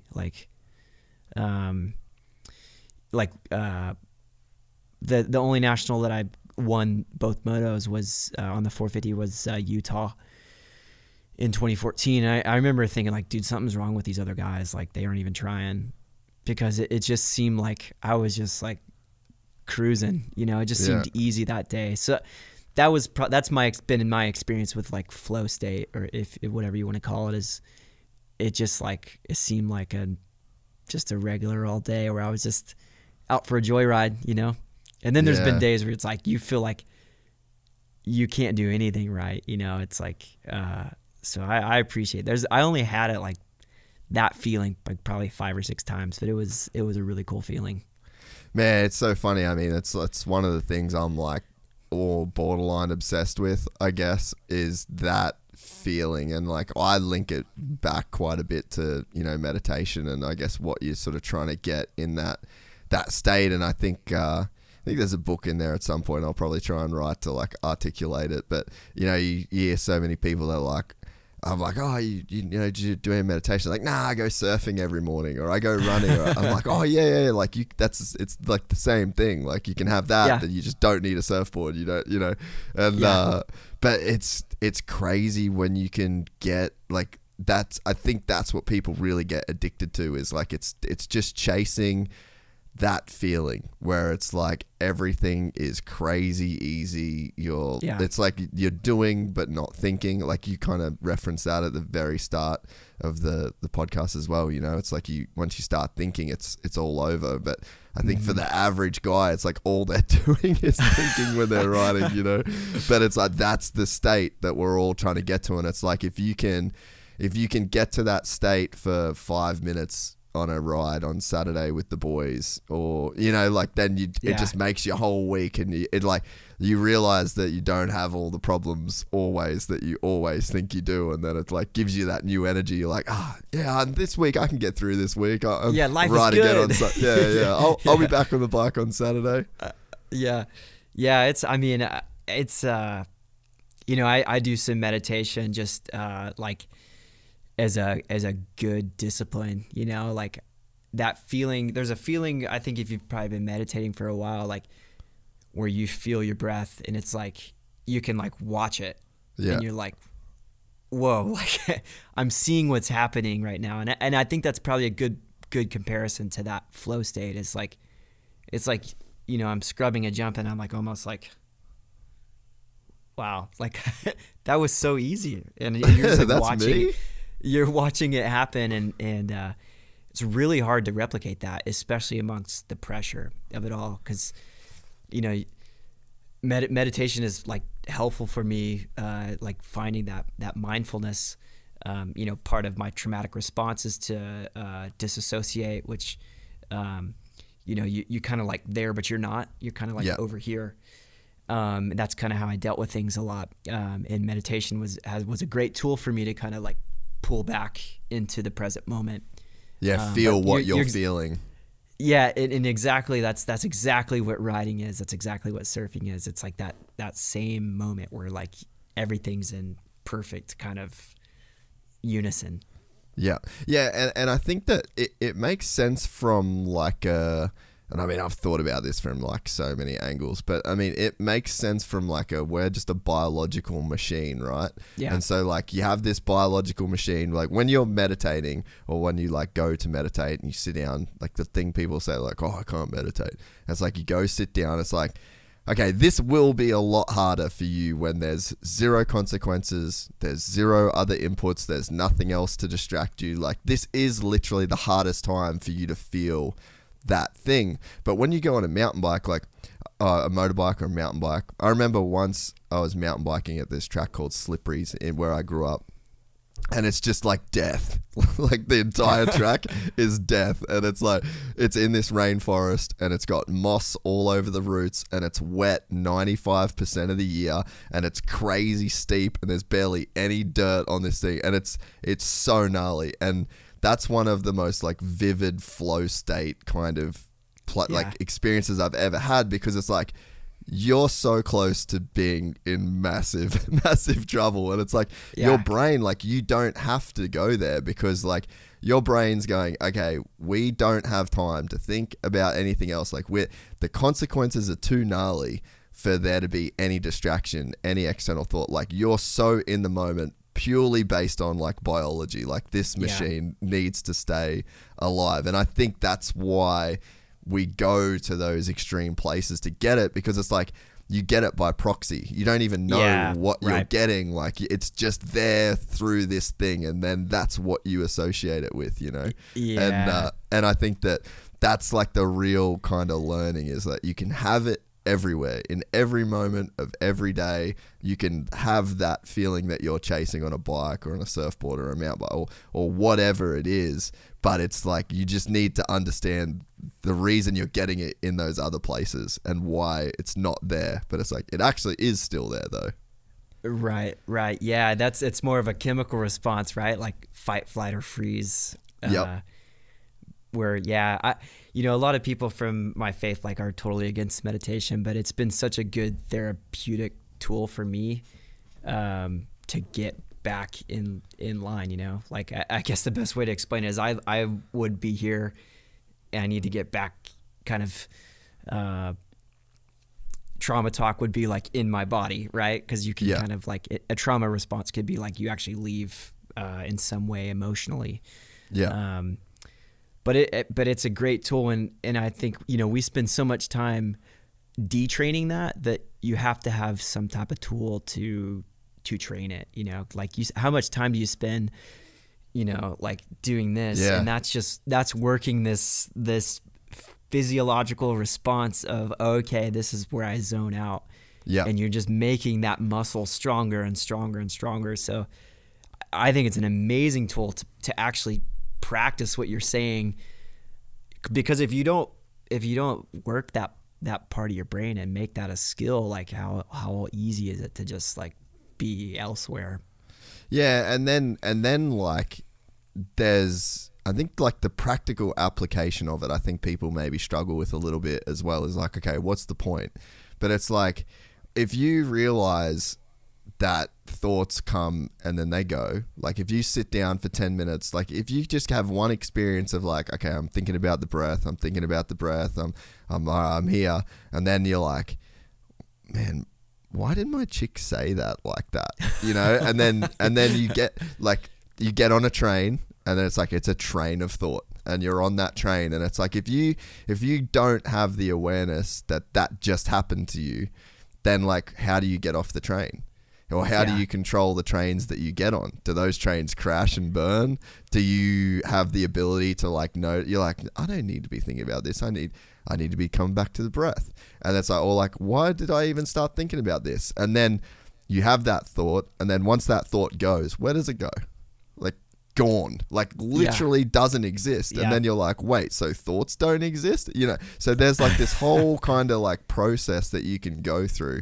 And it really has a practical application to your life, you know, but I don't know that I think that people think it's way more like hokey pokey than what it actually is. It's just it's very, very, very mechanical. And it's like, it can be broken down on levels. And it's like, if you spend enough time just like in that system, you almost like hijack your brain in a sense. Yeah. And where it was helpful for me is I was not very emotionally intelligent, if that makes sense. Right there with you, brother. I couldn't really tell you like, am I happy? Am I sad? Am I anxious?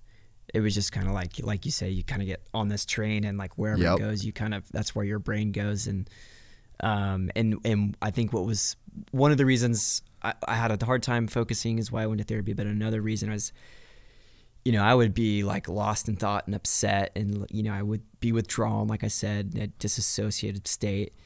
And Hannah would be like, what's going on? Like, how can I help you? And I would be like, I don't know. I'm fine. I don't. Yeah, I'm good. I'm good. And so that's probably the main reason that I went to, trying to understand what I'm feeling, and then understanding that it's a feeling, and that the thoughts aren't always true, the feelings aren't always true. And, being able to ground back into the breath has been a helpful therapeutic tool for me. So I think there's a lot of value in it. Yeah. Yeah. And it's funny too, you say that, like, I think that's it's a really good advertisement for getting a good woman because they can see shit that we just don't know. Oh, 100%. She's like, hey, I noticed you kind of like checked out earlier. Like people were talking to you and you were just kind of going like, yeah. And I'm like, no, I didn't do that. Like, were we in the same room? And she's like, yeah, like I witnessed it. What's going on? Man, I know it's very difficult to find people in our lives like that. And I'm so grateful to have found my wife. Like, man, she's just made my life so much better. And I just feel like we make each other better too, which is really cool. So you met her on like a trip, you were saying? Yeah, it's like you would call it like in a religious world, like a mission trip. Yeah. Yeah. So where'd you guys go? Tanzania, Africa. Oh wow. Yeah. Shoot, talk about a perspective change. Like, oh man. Whoa. Yeah. I remember like we were helping this community, and they wanted to make us dinner. And so this guy was like, hey, you guys want something to drink? And we're like, yeah, like whatever you got. And he's like, okay, you'll have Sprite or something, And like his daughter like disappears, and she's gone for like 45 minutes, and she like reappears with Sprite. But they didn't have like a fridge, so she just like walked like a mile and a half to like get it. And I'm just like, dude. I did not mean that. Yeah. I don't have problems. Like my problems are so small. Like, big perspective change. Yeah, but I mean that would have been a very transformative experience, I'm sure. Yeah. Like, what stage of your career were you in then? So it was 2012. So when I broke my back, that was I had 5 more years after that of racing, and I thought a lot about hanging it up after I broke my back. That was really scary for me. Man, I was there that night, and it was literally right in front of me because the industry seating was on that triple, basically, like on the floor. That was the section that was cordoned off for it, and like, dude, it was 30 meters away. It was crazy. Yeah, dude, so when I did my TED Talk, I showed the video, and so my older brother, he's in kind of like the media industry. He worked for Lucas Oil for a long time doing like TV production. And so I called him like, hey, can you get like the raw footage of that? I'd really like to use it in this talk. And he sent it to me, and I never watched it outside of like a production, right? So it's just the raw footage. And dude, it was like a level of heavy for me that wow, that was gnarly. But yeah, so it was hard for me, and it kind of stayed with me my whole career, like just that, you know, being that close to, you know, as a spinal cord injury. So it was like, it really stayed heavy with me. But, you know, a lot of good came out of that, you know, being able to go on that trip, and ultimately that's where I met Hannah. And I just feel like it was a great shift in my life, you know, that kind of set up the next stage in my life. Yeah. 'Cause you kind of, I guess, like everyone in life, they have like those phases, you know what I mean? And like for me, there's like a massive turning point when I had my time in the US end, and then I was just like, all my thoughts and visions were like still going in that direction. It was just like rug just got pulled out, and then it's just like, dude, what am I gonna do? And you know, like, but the podcast came out of that essentially, you know, and it's like that's probably one of my proudest achievements, or you know, one of the things that is the most fulfilling. And yeah, it's cool when you can have like a real visible positive come out of like such a negative situation. Yeah. That what I shouldn't keep talking about this TED Talk. People are gonna be like, "Man, like this guy really proud of his TED Talk." It's pretty sick to have a TED Talk, to be fair. but you know, one of my lines is like, you know, it basically the statement is, you know, I am more because of what has happened to me, not less. You know, like basically the whole point of the message is like, trauma does not have to define you. These setbacks in our lives, they don't have to define us. They can actually create something beautiful in our lives. And that's really been the case for me. Like I've had these crazy things that have happened, and out of all of it, like there's these like amazing things happen. And I'm just really grateful for that. And I think it's been a great lesson for me, because it's easy to get lost in the things that didn't happen, or the things that did happen. So when you talked a lot about like you at that young age, and you went through what you went through, and you were like, that's what gave me discipline. That's what gave me these traits that kind of you carried through your career and life. Like, where did you end up looking to learn those things? Because I think that's something like, you know, I look at like a Hayden Deegan, and then you've got Brian. You know, like I think that's one of the more like incredible things when people talk about Hayden and Brian, that whole thing. I think it's actually so incredible that he is a kid that had a dad that literally told his kid he could do this crazy shit, you know? So like, and then he did it. And then he did, but then he probably didn't have any, like, what's the counterfactual? You know, like you've never not done a thing that you said you would do. And there's the level of like, there's so much power in that, but then you didn't have that, you know, like you had the opposite, but you still had the drive, you still had the work, like you ended up in the same place. So it's like, where did you learn those traits? Yeah, I think, you know, again, I hate, I go back to the TED Talk. I'm done talking about the TED Talk.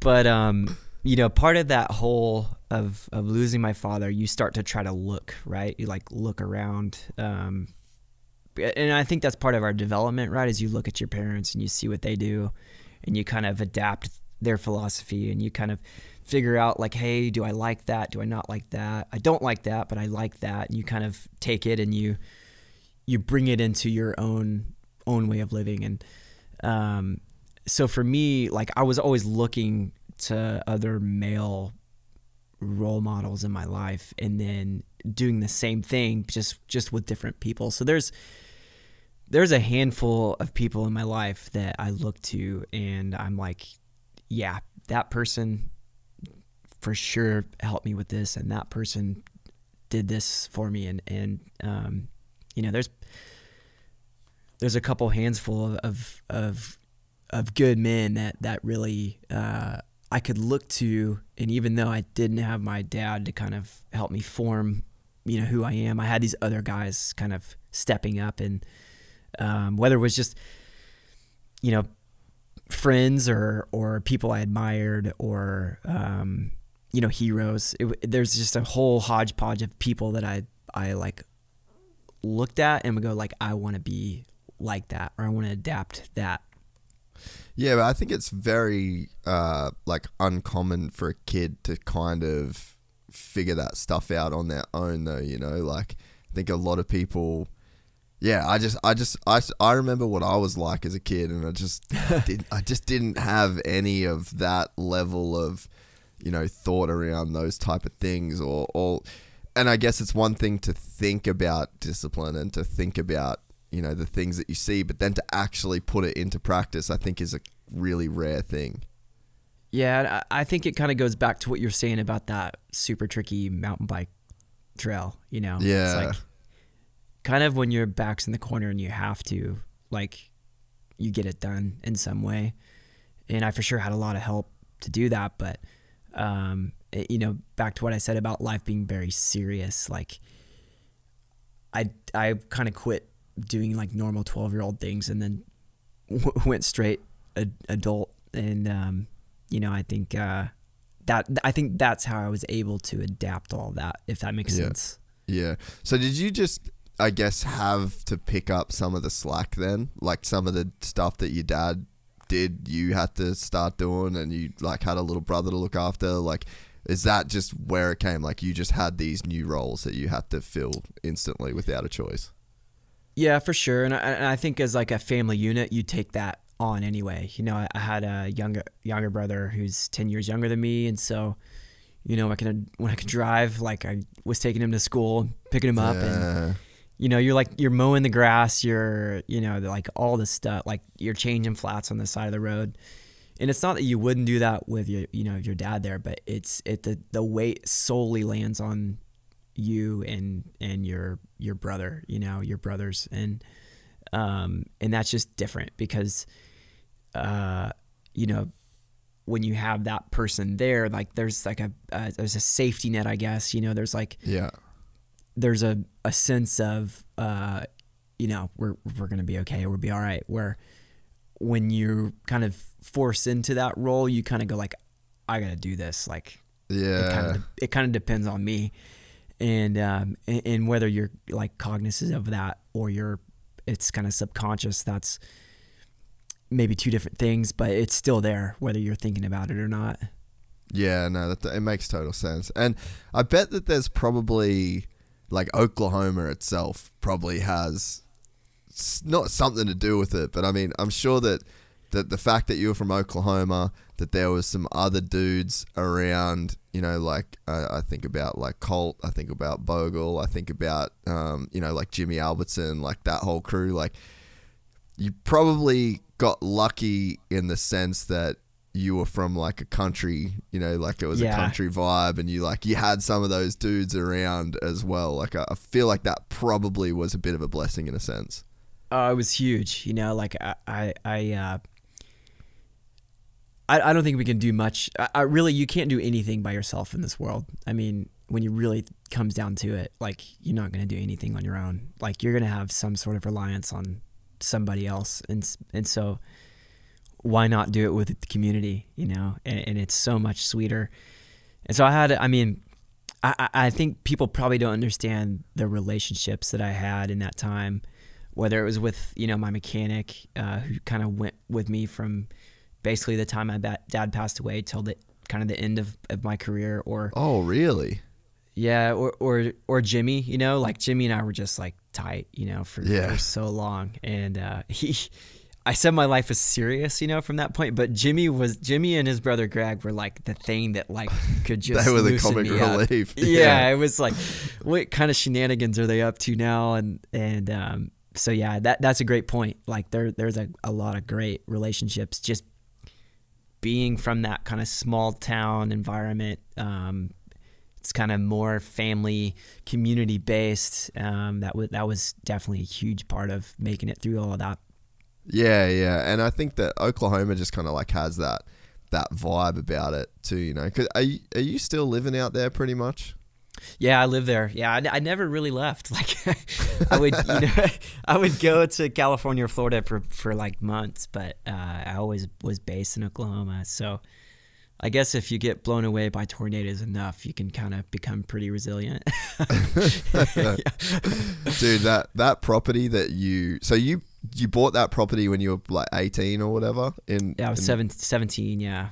And how big is that place? Because I remember being in Australia, and I don't even know that I'd like left or gone anywhere yet, and like buying DVDs and watching you rip a GEICO Honda. Like some of the, God, I think Wes Williams did something pretty dope out there.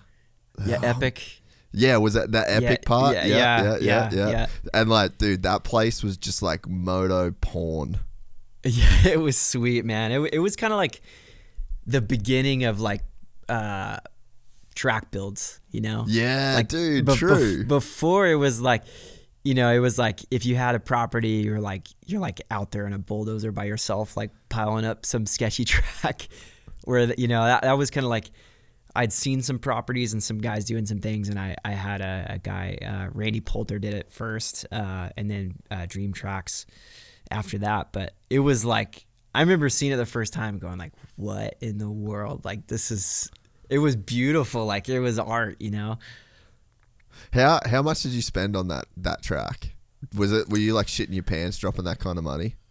Oh yeah, I mean, shoot, like a Supercross track. I mean, you're looking at like all said and done, like pad and everything. You're looking at like 20 to 30 grand. Like, yeah. It's a lot of money. And then I think it's easier as you start to like build on the property, you know, because it's like everything starts to compound, because in the beginning it's like you have to build a pad, and then you have to figure out how to harvest the dirt, and then you got to figure out how to water it, and then you're going to do that again because you're going to build another one, and then you start to figure it out, and then by the end it becomes more maintenance, you know, like just to do a knockdown rebuild is a lot cheaper than to do like, you know, a pad and everything. So yeah. I spent a lot of money out there for sure, but I kind of, you know, I drove a van for like 5 years, so I definitely spent the money that I earned like back into that.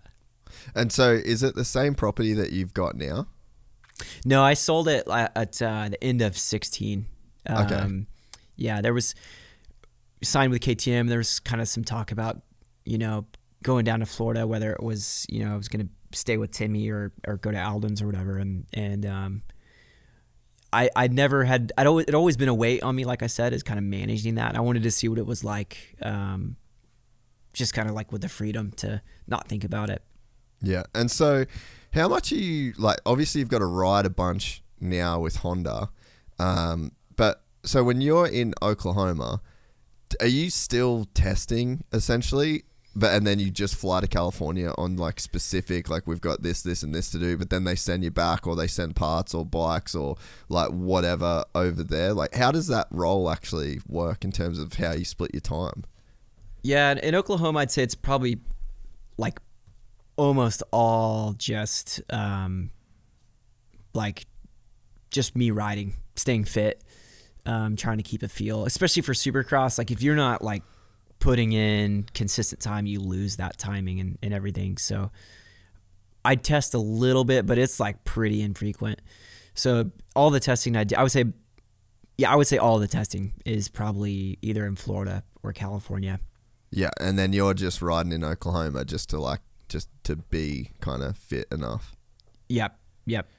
Is it a different level of fitness you've got to have to be a test rider? Like, and like, what are they looking for? Like, are they looking for you to match the speed? Are they looking for consistency? Are they looking for time on the bike? Like, what's that role kind of look like? Yeah, I would say in the beginning, like for me, it was like speed. Like I felt like I could match the guys, but now, man, like I I was like 4 seconds a lap slower than Chase last time we tested, which was like super discouraging until I like went to the race and I like would have qualified like 4th or 5th. But I don't think I could match the speed anymore. And I've probably not riding enough to probably maintain that.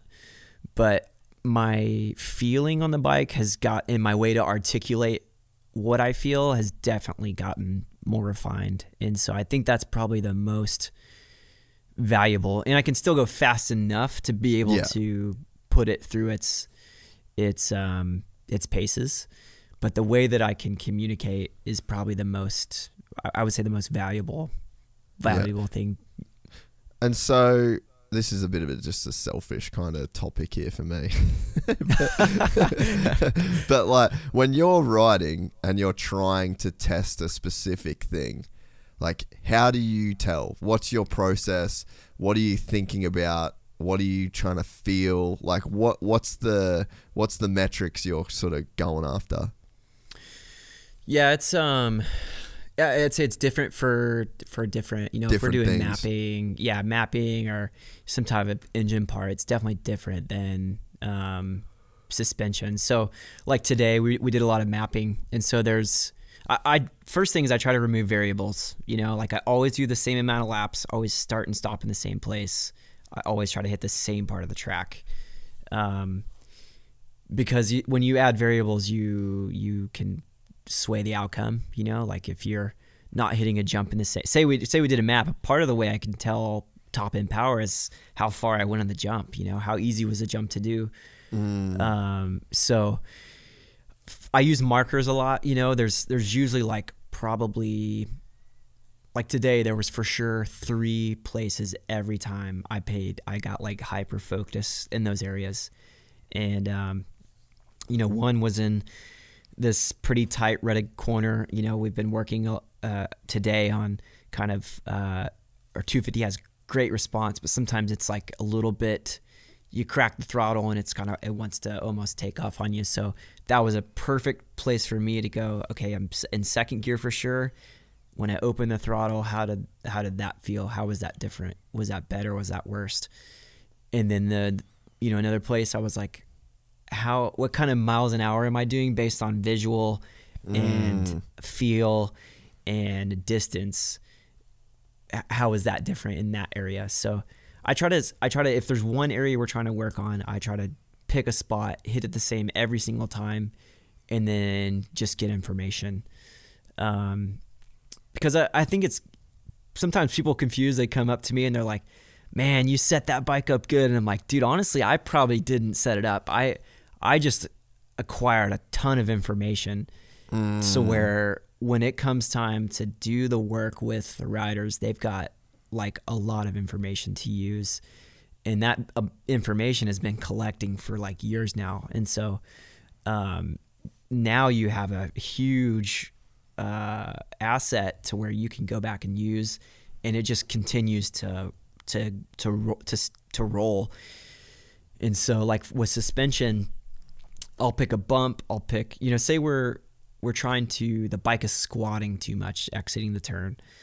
I'll try to find a turn that I know is going to be the same all day, and I know it's going to have good moisture, and it really kind of exacerbates that feeling. And then I'll try to make it do it every time. And then when I can find something that helps that problem but doesn't hurt another problem, then I feel like we've probably done the right thing. I don't know if that makes sense, but yeah. I've tried to remove variables and then make it a process rather than just going like riding around the track and going like, I don't know, like, I did this or did that. And I think like it makes sense that you're not trying to just take it over a whole lap at the start. It's just a very specific section or very specific like part of the track is what you're kind of like applying it to. Yep. And then the rest of the track too it then becomes, what did it do that was bad around the rest of the track, you know? Like if it fixed this one area, but it was just horrible everywhere else, like it's obviously not gonna work. So the whole lap is still important because you're still getting information. But for me, I really try to like hyperly focus on a couple areas. Yeah. And I guess, do you take it like personally when, I think this year, obviously Chase was having those crashes, and then it's like, well, the bike, or it's Chase, or, are you taking any of it on board? Like, damn, man, like, the bike's sick. Yeah, that Canard guy, he sucks. Yeah. For sure in the beginning, like, I would be really bummed if, like if I remember Ken, there was a couple, like, massive misses right away. And I'm just like, dude, I can't do this. I'm not good enough to figure it out. But kind of what I learned is, like, I'm never going to be Ken Roczen. I'm never going to be Chase Sexton, but how can I add value to them?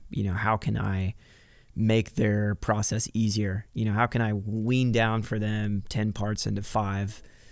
And then as a whole, like, if you look at our platform right now, how do we, being somewhat involved on the production side, how do we, like, in 5 years when we do a new model, how do we make that fit? How can I add input to that kind of boosts the whole thing? So hopefully that makes sense in that, like, I'm trying to, it's more like of an entire approach as it is one fork setting that I came up with. It's like I'm trying to, the whole package, like, the whole team, like, we want to try to all move in the same direction, as opposed to, like, oh yeah, Trey tested this shock and it's amazing. I think that's what I was looking for in the beginning. Like, wow, dude, thanks for saving my career with that shock.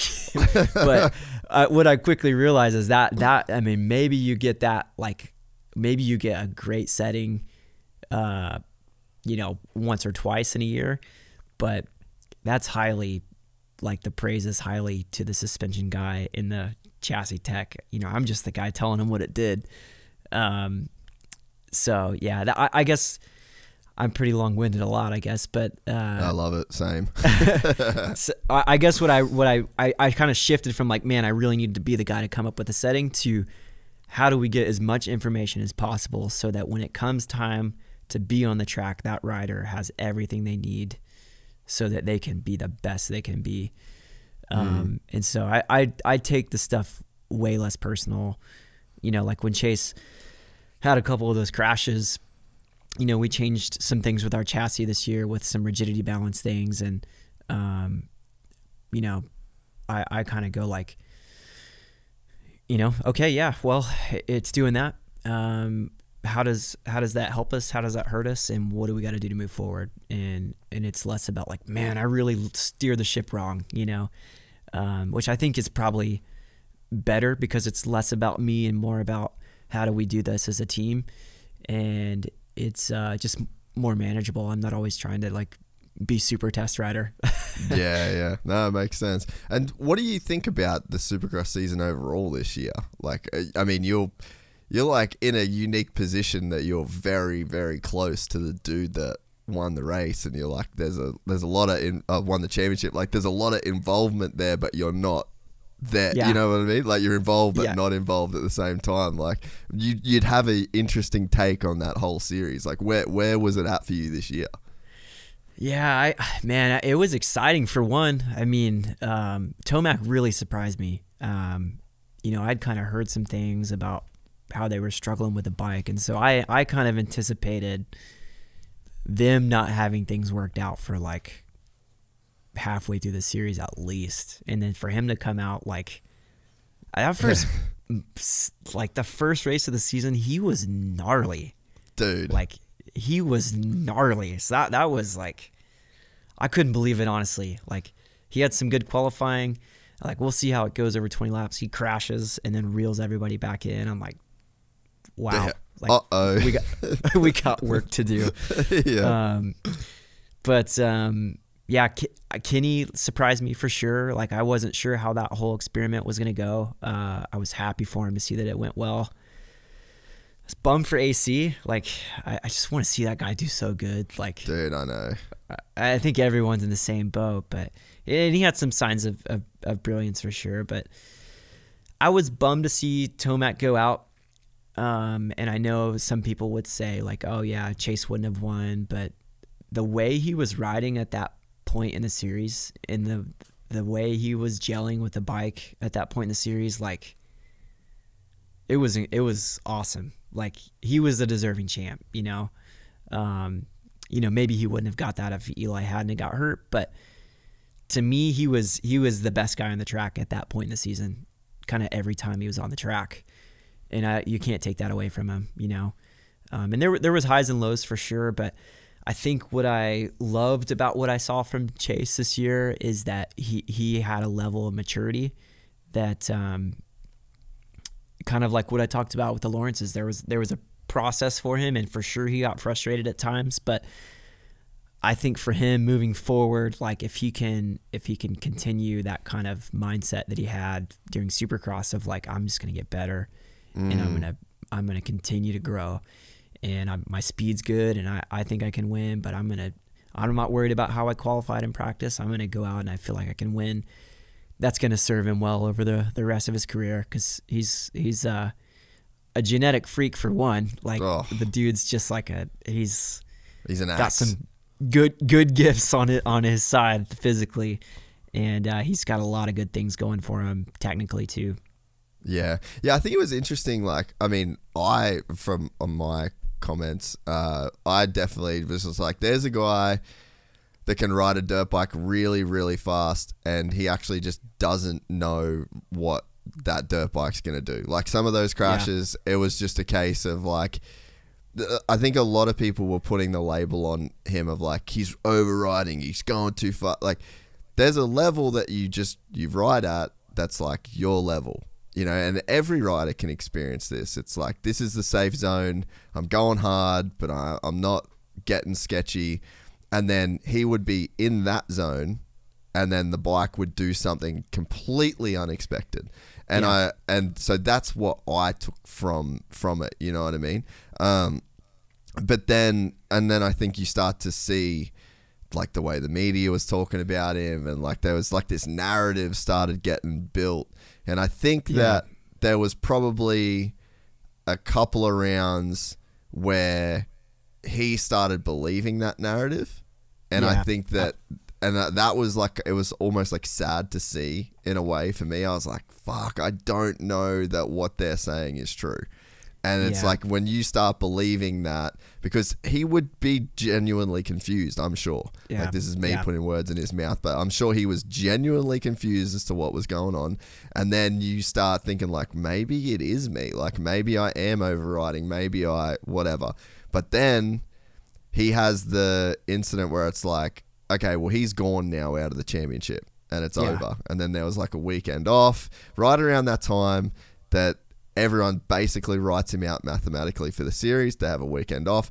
I think that something happened in his mind, or there was almost like a weight got lifted off his shoulders when the championship was like taken off the table. And then he just started riding free. Because it's like, okay, well, the expectation's gone. I'm not going to win the championship. It's a 2-horse race. And I can just ride. Now all I have to do is go and win races. And I don't know whether the bike probably changed a bit as well. But I honestly think it was all in that mentality of like, once the championship was off the table, he really switched gears.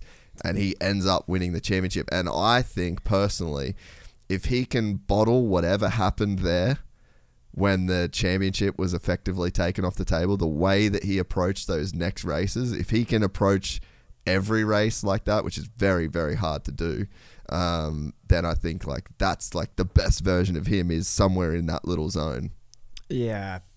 I hated, because people were like, what's going on with Chase, man? Like, he really throws stuff away. And I'm like, what is he throwing away, really? I mean, there was the one in Oakland for sure, and he threw that one away. And then Indy for sure, like he made a mistake there. I think I'm missing one other one, but other than that, like, I mean, he fell over in Seattle, but that one was just kind of like, I don't feel like he threw that one away. That was just a mistake, Yeah. But it was being built up as if like, oh yeah, he's never won a race because he's thrown all of them away. And I'm like, dude, no, he was in the front like every single race. But there's like 2 where he made these mistakes. And so I hated that, because I think he did start to believe that. Yeah. And I think you're pretty spot on. Yeah, like there was some changes a team made with the bike to get a little bit of the weight off the front end, but it was like he reached another level after that break, and he rode awesome. Yeah, and it's funny how, yeah, the influences, man, like the things that you take on mentally, like the way that they can kind of change, a rider's perception. That's one of the reasons I'm so careful. Like, I try so hard not to throw any kind of shade or talk any kind of shit. Like, if anything, all I try and do is make people believe in themselves more than more than they might. I'm like, all right, I'm safe if I do that. I'm overhyping Jett Lawrence, cool, I'm fine with it. Like, it's all good, because like that shit can make a huge difference. Oh yeah, you don't realize how much people take that stuff on too. Like, and how could you not? Like, if I, had a podcast about your podcast and I just roasted, how you did it, and oh yeah, what did he mean by that? And it's like, how could you not take that on? Like, and it's not like you don't hear about it. Like, everyone, man, did you see what they said about you? It's like, it's impossible to not take it on. So I appreciate that, because, they're, at the end of the day, it's still human beings. And you take on a lot of what people say about you. And so I think you can do it in a truthful way. Like, I think you can do your job in a very truthful and honest way without tearing people down, like, and I think you do a great job of that. Like, not to sit here and give you a bunch of fluff, but it's too easy to like be able to talk about someone without having been in their shoes and known what it is to do what they do. So I appreciate it when people can like talk about them and go like, whoa, that was going on, but not go like, yeah, man, something's wrong with Chase Sexton. Like, I just don't get it. He's really messed up. Like, he'll never figure this out. Yeah. Well, dude, it's so funny. Like, I don't know if you follow UFC at all, but there's a guy, Israel Adesanya, and he's like the middleweight champion of the world. Dude's just a fucking G. And he's got this massive YouTube channel. He's got like 1 million subs, and he does like these fight breakdowns and all this shit. And he won this title fight where everyone was saying like he won't win. And he walked into the press conference and he's like, I want y'all to remember one thing. I could do your job, you can't do mine. And I was like, bro, you've summed up how I feel about my job in one sentence, because I could not do that. I would love to do that. I would trade this microphone in to be one of those guys, but it ain't ever happening. And I tell you what, and hey, Adam Cincerello, perfect example. Like, he started his own podcast. He's going to be a G in this like media landscape over a long period of time. It's like, hey, there's a guy that can do my job better than I can do my job, and I also could never do his job. Yeah, it's a like double-edged sword, right? Because all my friends at home that have just started riding over the last 5-6 years, they listen to it, like all the different podcasts, and they live off of it. Like, it is the thing that gets them pumped up, fires them up for the week.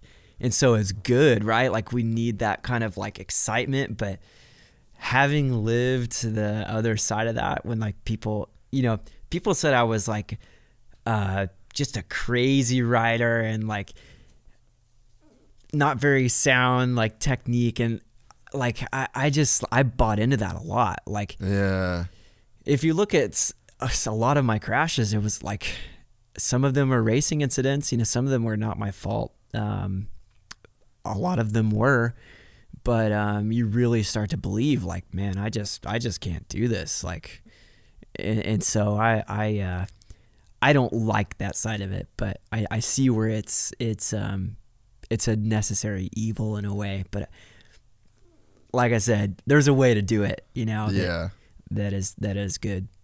Yeah, I think the more like riders that start doing stuff themselves too, like there's just it's like the media went through a weird time where like people weren't really accountable, like, so you could say whatever there could be like dudes, and like, I mean, we saw it in the past, like people can say whatever, and there's really no consequence, because it's like, well, you know, what voice did you have? Like, unless you went on the shows that were criticizing you, which is an experience that you probably just don't want to go through. You know what I mean? So it's like Yeah. they kind of, that you can get a safety net. Like, you could talk so much shit on a rider, and then it's like, well, where are you gonna go? Like, where do you defend that? Where do you put out your own point of view? Do you even want to? Yeah.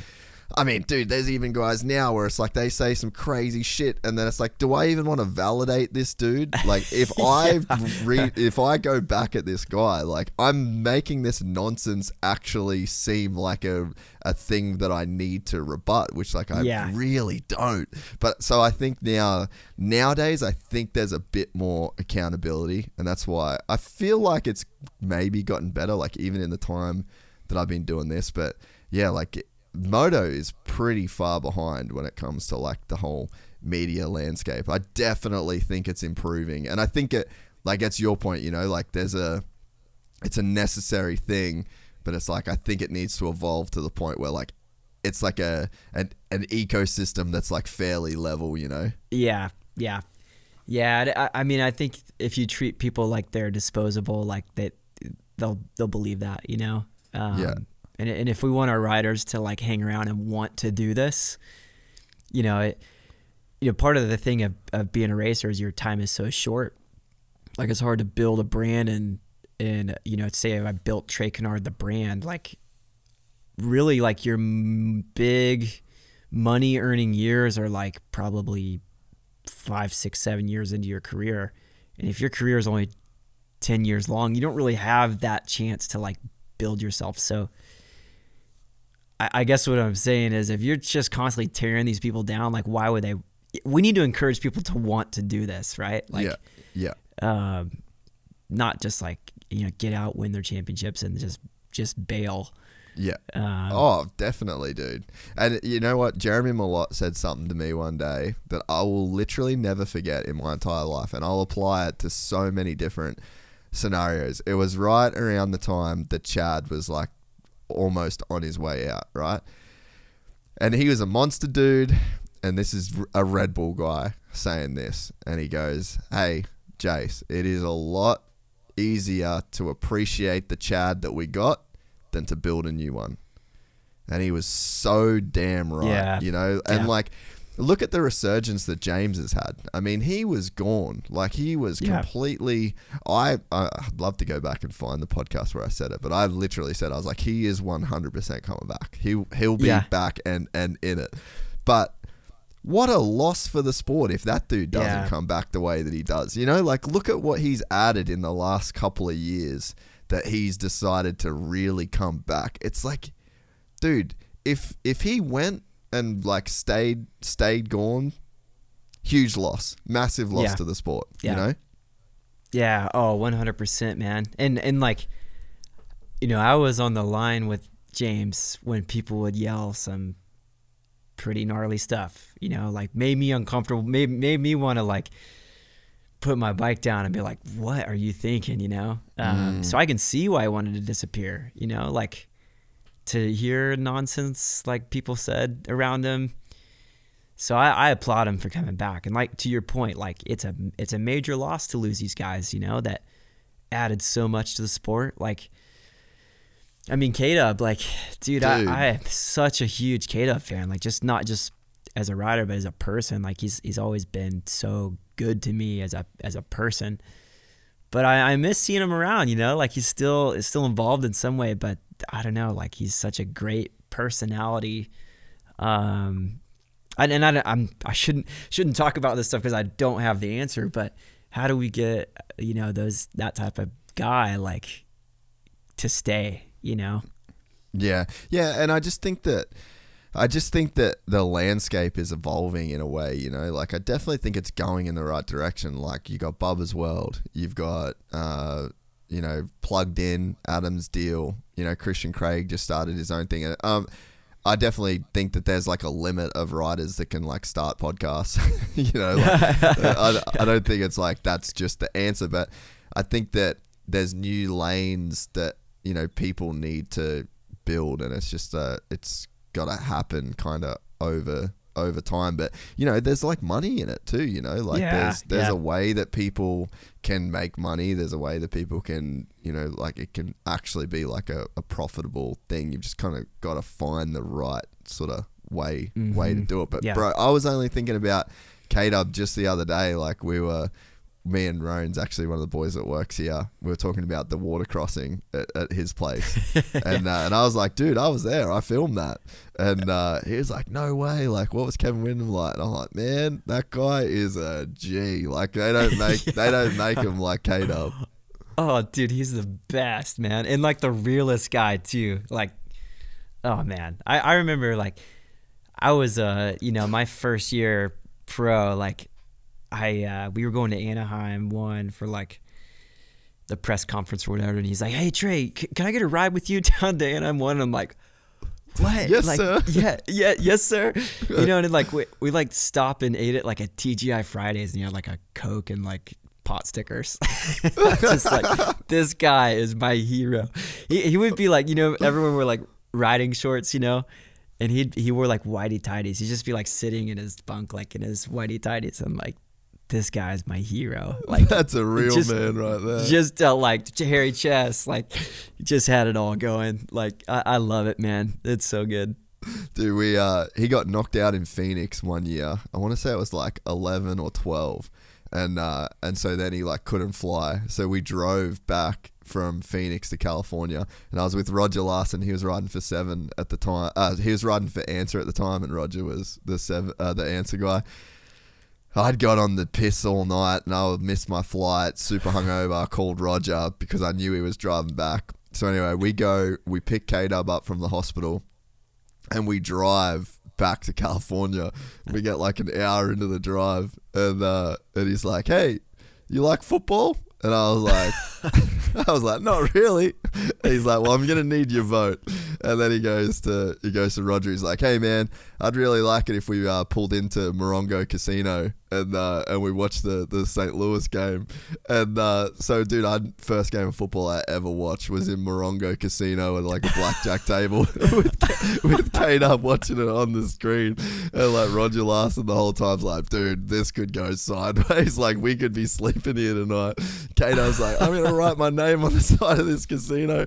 I was just like, bro, you are the man. And then he went out next weekend, did his thing. I was just like, you're actually the biggest legend in the world. Oh, dude, it's like to be like at GEICO when he was there for like just 3 years was just like all time. He wrote the rules, huh?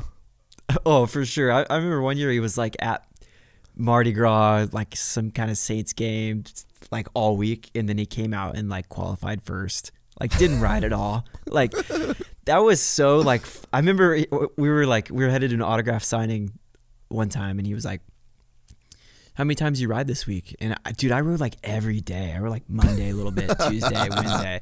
I did some starts on Friday before I left, you know, and I'm like, dude, how many times do you ride? He's like, I think I rode once this week. Like, and it was just like blowing my mind that he like rode once, which, I mean, there's a lot to learn from that, but dude, it was so cool to like, just, there's not a level of like cool like K-Dub. Like, I just like, man, I wish I could be that cool. Oh, you know, that's like the perfect way to describe it. Just like effortless cool, not caring about what anyone else thinks, running his own program and just make it look like butter every time.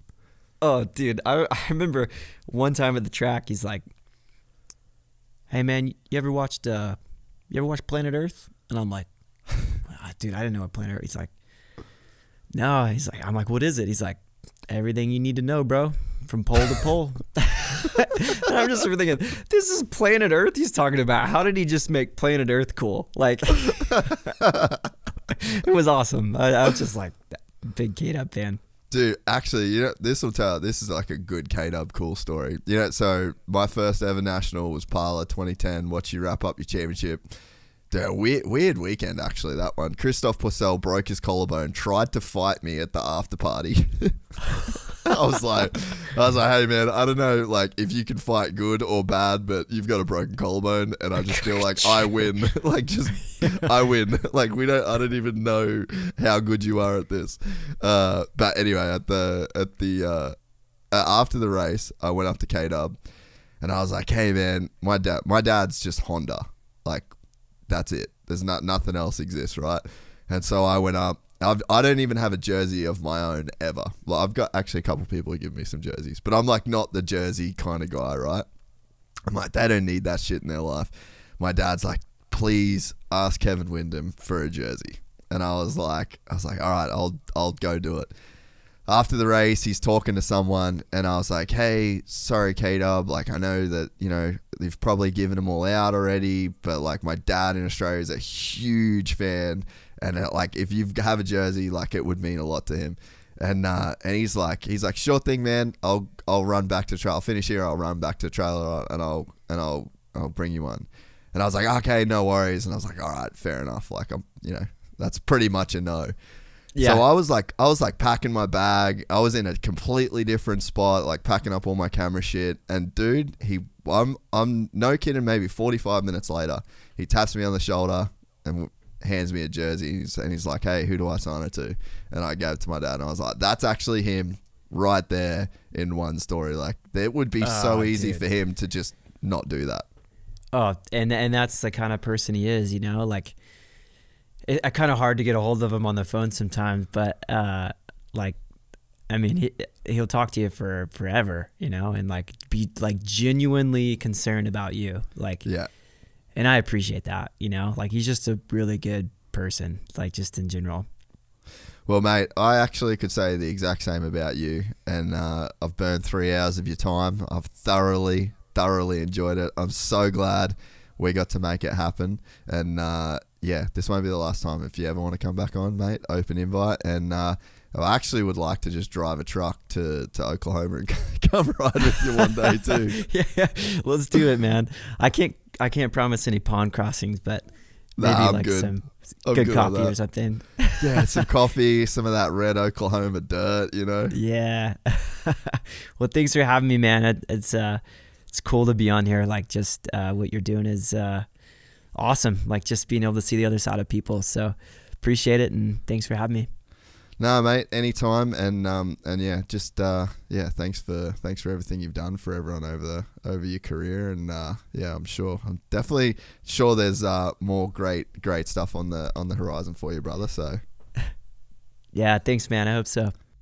We're excited to announce the launch of our new membership site, gypsytales.com, packed with exclusive content and perks that you won't find anywhere else. This is your chance to become a part of the Gypsy Gang. And as a special bonus, if you sign up to an annual membership, you'll be entered into the draw to win our custom-built TC125. Gypsy Gang.